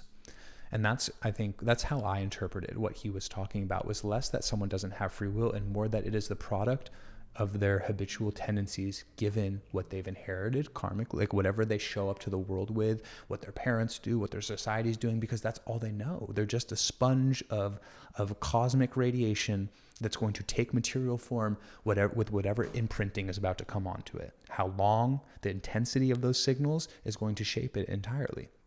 So from there, how one encounters other phenomenological instructions or people or teachings or teachers is what might give them the opportunity to transform their world. But here's the key, is that transformation of the world is not an external transformation, it's an internal transformation. And so the free will thing is not about you manhandling the external world. It is about recognizing that you actually have a very little control. And so then you focus on your interpretation of it all. Does that make sense? So it's like everything in terms of free will is everyone's definition of that is like my actions externally. And they're saying correct. And you have no control over that. Why? Because you have no idea what's going on internally. And so when you start to realize what's happening internally and you practice things that allow you to be more aware of it in every situation, easy and hard, good and bad, light and dark, then you start to gain more capacity through practices to react differently than what you were trained to do. And then you're skiing down that other slope now, and there's different tracks, and then more and more and more over there. And then this one becomes a little less used and it kind of grows over a little bit. And so we know change is possible. We just have to understand how change occurs. Healing, health, recovery is achieved only by teeny, tiny, small steps repeated over and over again. But that is no small thing. I think Zeno said something like that. I definitely changed it for the sake of that quote. But the point is that the real big changes come from the recognition of the repetitive nature of our everyday existence, of all of the tiny things stacked together over time. And so that internalization of your world, of recognizing that your world is really just a movie screen playing on the back of your eyeballs through the apparati, which are the slits of your pupils, then you're like, oh my God, I just need to not stress so much. Well, how do I do that? Okay. Then you start to look into it and you're like, I should try that. And you try it and it works or it doesn't. And then finally you find something that works and you're like, that's amazing. And you start to lean into it. All of a sudden your external world starts to change. Different people show up, different opportunities. The things you were most concerned about aren't as bad. Good things you thought were never going to show up. Or maybe they were already there and you just couldn't see them before, right? The rich person who on their deathbed and wishes they could have spent more time with their family. They had it all along. They just couldn't see it because they were focused on something else. Internal world awareness. So the bridging and the weaving of those two things is about the best entry point is awareness. That is a whole field of its own that we'd have to dissect itself. But awareness is attention, is aspiration. It's the nature of your mind and what your body and mind really want to do behind your conceptual idea of yourself. And that's okay. That would take us down a whole nother tangent. Yeah, you're reminding me of some really important ideas that I've kind of forgotten about, but from Bruce Lipton, like the power of habits. Mm-hmm, mm-hmm. So the habits are from your subconscious mind, but you can use your conscious mind, your awareness, to change your habits. Precisely. Which is very hard, but it can be done. For sure. And I think Bruce Lipton says by the age 7, almost all your habits are formed. Your subconscious is like locked in. I would change that to not that they're formed, but that the motherboard of how you're going to relate to habits is formed. Your ego structure has just like started to lock in, and so now everything coming on top of that is based off of what you've experienced up to 7. And his quote was, or actually this might be Dispenza? No, it was one of the like Aurelius, it might have been Marcus Aurelius, but he says, give me a boy until the age of 7 and I'll show you the man. Mm-hmm. And that's what he's pointing out. The Jesuits. Yeah. Yes. Yeah. Yeah, I love that. And he talks about how there are 2 ways to consciously change your habits, through repetition and hypnosis. Mm-hmm. I don't think most of us are not going to be doing hypnosis. So repetition, like you mentioned, will ingrain those. It'll make those ski grooves deeper and deeper and deeper. So when you first try to make something a habit, it's going to be really hard. Mm-hmm. But by day 30, it's going to be, so that's that 3 to 5% incremental. Right. Makes it approachable. Yeah. It's not overwhelming. Yeah. There was a study that talked about going to the gym, and they said if the person goes just to walk in the gym, just to check in, like don't think about going and doing a 2-hour workout every day. Just go and like go sauna a little bit. Go do, like walk on the treadmill for 5 minutes. That's all you have to do. That person's more likely to work out a ton more than the other person who has a different program that's all worked up. I think it was one of the interoception assessments of meditation on Huberman's podcast. They did research, and it was like 3 minutes a day crushes 1 hour a week. Even though the time, the quantity of time is not even close to each other, it's that regularity. It's that exposure. It's the patterning. That's what our nervous system is. All it is it's a learning bot. It's intelligence that is learning patterns and adapting and truncating unnecessary information and signals to focus on what your attention's on. And that's part of why we're talking about this idea of stress and being able to not control stress, but be aware of it so that you can make decisions according to the laws that govern it, so you can relate to it differently. Because you're not going to change stress. Stress is always going to be there. But if somehow you learn what stress is in your life, and you can, I'll do a little bit less over here, and this one's not good, so I'm just going to remove that altogether. And then all of a sudden, you're relating to your stress in a completely different way, because it's not the bane of your existence and something that you are, your identity is fixed to. It's all dynamic, and you're willing to play the game and be uncomfortable in the process, and go to the gym and try new behaviors and stick with it, because you know it has to be little bits, and then you don't do it, and that's fine. And then you do it the next day. You try again. Oh, doc, it's been 4 or 5 days. I do. That's good. What happened to those days? Like, how were those days? Well, I didn't really feel good. I really like it when I go to the gym. That sounds like you want to go to the gym. Okay, great. You play the game. You play the game. Have you read the book Atomic Habits? I've heard of that, and it's on the list, but I haven't read it myself. It's to a T what we're talking about right now. Yeah. And it's essentially these little tiny moments. If you can win these very small moments, precisely, you will win the next several hours. So precisely. Like our programs, our habits are to come home after a long day of work, plop down on the couch, crack open a beer, and hit the remote. And you don't have to be thinking to do this. Like, you can snap into consciousness and be like, how'd the TV get on? How'd the beer get in my hand? I've been there. It's just a program. Yeah. So he was saying, if you can just, instead of doing that, just put on your running shoes. Like, can you handle putting on your running shoes? You don't have to run. You don't have to go to the gym. Just put those shoes on. If you can win that little moment, just put your shoes on. Then you can sit down on the couch and open the beer if you want to. But it's those little instances. And I've noticed that if you can win that 1 second battle, that'll determine the next hour. That's been exactly my own personal experience. And that is why I package it this way to my patients and my students, because if you get them willing to play within those little moments, they will find themselves rolling down the other side of the slope, creating new ski tracks. And at the bottom, they will feel different. And then you say, well, that's crazy. Well, just keep experimenting, because that's what we're here to do. Like the fixed rotation of things is kind of is a confusion, and life will always be changing. So if we lean into that law of our biology, then you get to some rewards. You get to some of the results of those atomic habits. You get to some of the results of being adaptable in a changing world. Because being unadaptable, non-adaptable in a changing world is very incongruent. It's very at odds with the flow of nature. It's like exposure therapy. Yeah, precisely. Same concept. If somebody's afraid of elevators, you don't want to push them onto a 100-story building elevator and just say, you'll be fine. Yeah. They won't be able to handle that. Their nervous system will ramp out of control, and they'll have a breakdown. But you're like, can you press the button?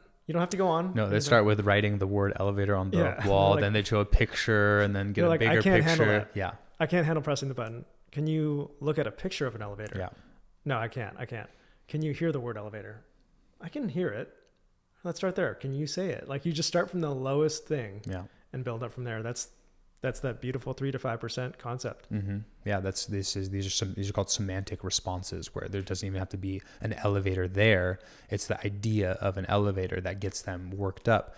That's something that we work through and is part of the institutionalized understanding of neuroemotional technique, which is a kind of stress resiliency coping strategy that helps people solve some of or extinguish some of those sensations and fears and limiting self-beliefs in themselves that are holding them back from moving into those new operational capacities with regards to their habits. And that default mode network, working in the subconscious, non-conscious space, is where you will make things easier for yourself to heal and recover. And that's the mission. That's the mission of what we're trying to do, especially at Mantra Wellness, to encourage people to use these tools successfully, so that they can change their worlds, so they can make their lives a little bit better and the ones around them better as well. I love that. It's gotten a little dark in here. So I was going to say, I was wondering, I've been enjoying it, but I'm like, probably we're recording on one of the shortest days of the year. Yeah. Yeah, so we started at like midday. Well, like energetically, it's appropriate because we're getting into good stuff. But yeah, it's definitely dark in here. I do find that the dimmer the light, sometimes the better the conversation can get. That's true. Well, the audio is good, but the video might be a little tricky. For the sake of our viewers, I'm going to turn on the light. Yeah, let's do it. How you feeling? You think we got? I think we got a good. We're good? I think we got a really good chunk. Is there any last bits? Bits for you? There was one thing that I did want to cover Yeah. that I know you go deep on, Mm-hmm. the EMF Yeah. frequencies. Yeah. We've been talking about stress a lot today, and we talked about it within the context of our environmental surroundings, within the context of mental, emotional, like sociological, like behavioral stuff as well. In my experience, and this is where it gets tricky, and can I shout out a book here that really helped my understanding? It's called Invisible Rainbows. I can't remember the author's name off the top of my head. It is a medical accounting of all of the history of our understanding of how the implementation of the electrification of our world occurred, because we went from being, for millions of years, hundreds of thousands of years, being humans that were just like in nature, living by the sun and like nothing else, and fire when we got lucky, to a drastically different environment. And first, EMFs really started with just electricity running through our homes, and it was like the crude electricity early on running through streets. But now we have thousands of satellites in our magnetosphere, like the part of our atmosphere, different levels of our atmosphere. There's very few parts of the world that don't have like cell tower capabilities. There's reachability. And so the reason I'm saying all of this is because we live in drastically different times, and the way I describe this to patients and students sometimes is to understand this, you have to understand how the nervous system works. The nervous system sends signals via a pseudo kind of electronic polarization.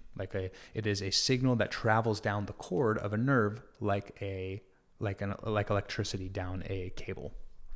And so you could imagine how different electronic and radio signals could interfere with that to a degree. And all of these areas where depolarization happens, they're sensitive to other signals and fields around there. And so, like, part of what you're doing when you touch your phone, the reason when you touch your screen and it lights up, but if you put a glove on that's just like a polyester or some other cloth and it doesn't change, why? That's because you have all of these nerve endings in your fingertips that have a charge. And so when you touch the screen is built to receive that and understand where you're pressing, because you touch and it makes a connection right there. A lot of different healing modalities use touch of the practitioner to facilitate the nervous system and how it's addressing and utilizing energy flow through the body. That's what kind of like acupuncture is, right? You're using a needle, you're using heat, you're using pressure to an area of the body to help energy move through. So without diving too deep into the EMF world, I think it's really, really important that we start to normalize a conversation around its effects and a better research and exploration of the effects of it on people, because simply categorizing certain sensitive individuals and other kind of niche events as rare I think it's really harmful. I think it's really harmful to the progression of our society and understanding how to create balance in this arena, because part of that, in my opinion, part of that rot of the brain is about attention. And so sensation, if you think about what senses are our five senses, vision is a huge one. Vision is very, very important. That kid's not looking at the iPad because it's just like a cool block. It's because it has a bunch of cool colors and it has a bunch of things that show up on it that intrigue and stimulate that kid's sensory cortex, which then starts to form ideas and reception. And so that's not just a sensory exchange. That is radiation in and of itself, because everything is radiation to a degree. But we're just taking it and magnifying it via technology. And then you consider what the chips and the screens are doing, the blue light on the screen to the circadian rhythm, and how that's affecting sleep and recovery, how that kind of radiation can change the sphere. Your heart has its own electromagnetic field. And a lot of like traditional Chinese medicine approaches don't talk about it as just a pump. It is the center of your being, and the way that it beats and generates its own rhythm is in accordance with this sphere. And there is even, and I'll say something controversial because I think it's just interesting, not because it's like conspiracy, but because why can't we not talk about this? That they're saying in this book, the question comes up of, well, what if myocardial infarctions, what if a lot of this heart disease comes from an electrical issue, comes from radiation? It's a curious question. But the fact that we came to a place of shutting stuff down because it's not within the good natured trajectory of our technological advancement, because our companies want to make progress, and any kind of medical conversation that talks about the lack of health or the potential health problems that can come from those products gets shut down very quickly. And I think there's even some concerns about the iPads with kids right now, not just like developmentally, but like immediately, like it acutely has problems for them. So I've seen images of like maybe it's EMF scans of when you have your phone in your pocket or on your chest, and people have linked that to like lower sperm count. Like once I removed my phone from my pocket, my sperm count went up. Or like people say that EMF caused them to get breast cancer. Is any of this true, or do we need more testing? Like we for sure need more testing. And so, here's part of the problem for me is that we get into a kind of a us against them, a polarizing cancel culture camp, where instead of someone who's sick saying they think something, instead of being like, wow, that's terrible, I'm so sorry to hear that, even if you don't believe them, we're like, wrong. Like, no, you don't understand. We have the proof, and that proof is also, there is none. We have no substantial proof that says any of these electrical devices are safe. In fact, if you look down that rabbit hole, you will see that we see nothing but the opposite, that everyone is avoiding looking into it deeply because the long-term, the longevity, the longitudinal axis of those studies is very poor. And so it's not good. And the signals are actually telling us that it's quite bad. And so we're seeing stuff that it is problematic. The way I think about it is less about direct correlation and my own understanding of physiology. The human body is sensitive to the moon. The human body is sensitive to someone else's energy when they walk in the room. When your wife comes home and she's in a bad mood, it doesn't take much for you to sense that. And of course, there's little cues and exchanges, but sometimes you walk in somewhere and it just feels wrong. The humidity changes, the weather changes, and someone's joints feel them much quicker than anything else. We are electromagnetic beings. We are very sensitive. Your nervous system is the highest form of technology to ever walk this planet. You don't think that that's an antenna that can like pick up on other things?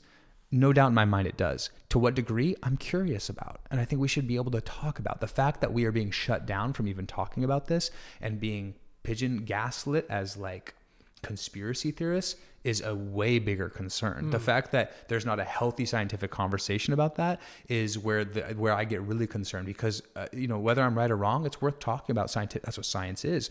Someone coming and shutting it down because it's not good and they represent the corporate interest of some conglomerate or some particular subsidiary that has vested interest in that product doing really well, and their sole interest is the shareholder's profit. Talk about conflict of interest. Like that's what we're supposed to be avoiding in scientific conversations, but it is the ruler of it.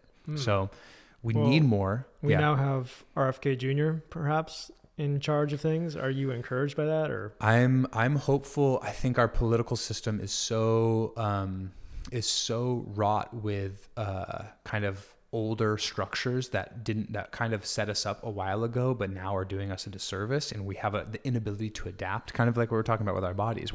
Our body's physiology is scrambling to adapt to new signals and a new way of living, and it's like, but I've been dealing with this for a million years. How are we going to do this now? So I am optimistic in the way that we need change. We need change fast, in my opinion. To what degree that happens by, I am uncertain of, and I never try to put myself on one side or the other. I'm the human party. The party system feels very binary and polarizing to me, and I would like to see kids get healthy food and have access to all of the resources that would allow them to develop in the most balanced, in a way that would allow them to thrive and prosper. And right now they have too many confusing signals and dampening signals that keep them from really thriving and growing in this fashion. So whoever is willing to give that a shot, whoever is willing to break some of the structures that are keeping us from that place, I think it's worth a try. I don't know who that is. And so I'm hoping whoever's stepping into that place now for real is going to be someone who has that in their agenda. And we can break the mold of lobbyists making decision for the American people, because that's never going to get us anywhere. That's brilliant. And I think one of my big takeaways from this conversation is going to be that we've confused signals, proper signals, with synthetic signals. We've confused these synthetic signals for the real thing that we're trying to search for. So we're looking for truth, but there's these things that distract us as signals of truth that we've confused with the truth. Like the CDC or something used to be this institution that would say if this is right or wrong, and people have hijacked that and gamed the system so that if the CDC says something, that's truth. For sure. And you can go down the list of like signals for what is healthy versus real health. For sure. Signals for authority versus, a charlatan or something. Yeah. I don't know. Yeah. No, we need honesty and transparency for sure. And like I have friends and students who are like, "Are you not for the CDC or FDA?" And I'm like, "No, I'm absolutely I'm for all of those things. However, like, let's be real. We need to have an honest conversation about what that means. I don't think it's good to have old pharma executives serving as CDC and FDA administrators. And then, like, those are major conflicts of interest. And then a third of things get pulled. Those are the status quo. But like that's not even an outlier. Right. It is nothing but that kind of a conflict of interest where we're just like, so when I have a conversation with my friend and he's like, "How can you think badly of the pharmaceutical industry? They're out there trying to save." And I was like, yeah, they're out there trying to save, but what's their priority? Like, let's go look at what any sort of corporate infrastructure's priority is. It's the the shareholder's profit, period. It's not a public institution. So we have to come to terms. We have to come to an agreement with what we're actually talking about. So I'm all for public agencies that are for measuring, documenting, and pushing forward public health agendas. But we need to also be like, who's doing that and what's their motivation? Not the what, but why. Because if I see nothing but administrators coming from positional roles of influence that have major financial ties to a company that benefits from that kind of public policy modification, then I'm concerned. I'm just like, I don't believe you guys. And also, not just that, look at their track record. Their track record is terrible. And I'm not against their drugs. I'm not against any of this. I'm against the way that they've done a lot of things, and the fact that they haven't paid the price. Just settling on some lawsuits that are pennies on the dollar compared to what they made with those scandals is not skin enough to prevent them from doing it. I like what Brett Weinstein said. I think I was someone that Brett Weinstein had on, but pretty much said our best interest as the American population is to pay our taxes and buy the pharmaceutical company out of America, because we can't get rid of them right now. They're so tied in, and all they care about is money, and they're never going to switch because there's no signal that tells them not to. And so these synthetic or natural signals, we are told, yes, in like voting, like who we can actually vote for in local, it's all about money. It's all about money. And, we're okay with that to a degree, but at some point we have to start doing that 3 or 5% thing. It's like, where do I shift my attention and my buying power, whatever that is, to what's aligned with me and who I want to be, and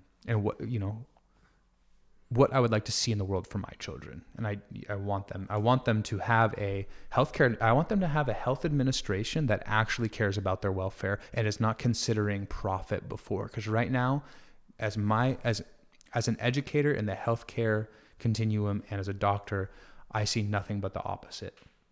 So as I've grown up, and this is changing a bit, but we need to change much more if we're going to survive this turnover. Well, Dr. Zach Boucher, that was a great note to end on. I'm very encouraged that there are doctors out there like you and Dr. Zach Bush, no relation.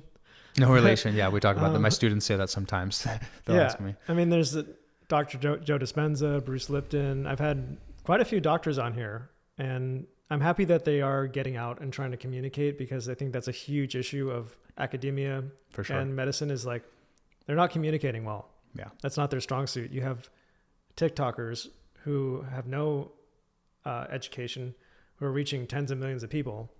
And then you have these doctors and scientists that are putting stuff in peer-reviewed journals and nobody's reading them. Precisely. It's a huge gap. Communication is huge. And I'm very grateful that you came all the way out here and we got to hang out and talk. My pleasure. It was, it's really been you're one of those. The way that you started to share your stories with your artistic, creative expression has been an absolute privilege and joy to watch grow, but also watch the people respond to that, to be able to see people being affected by those signals, by that level of communication and your perception and your opinions. And I think one of the things that you do well that I'd like to end on is, or at least my little bit is, we need to come together. And we are so much more alike than we are different. And so if you're ever looking at other people and you feeling that sense of difference, start to play with compassion. So if you're out there and you're feeling that stuff, that's okay. But start to ask yourself if there's part of you inside that needs a little bit of love and support, and ask for it, or find a way to give it to yourself, or do a practice that helps with that. And with that kind of togetherness and these kinds of conversations is how we can really get through anything. Awesome. Love it. Wonderful. Thanks for having me. Appreciate it. This has been another episode of the Before School Podcast. Where can we find Dr. Zach Boucher? In person mainly. Yeah, you don't do podcasts. We don't do podcasts. It might happen more in the future, but we'll have something launching live. It'll be a mantra wellness website that'll give people access to this kind of content, not the podcast content, but this kind of educational content that'll allow people to change the world from the inside out. Well, this episode's going viral. Okay, I can't wait. We'll put the link to the website down there, and we'll get it started. Sweet. All right, y'all. Thanks for tuning in. It's been a great episode. Bang the gong. Peace.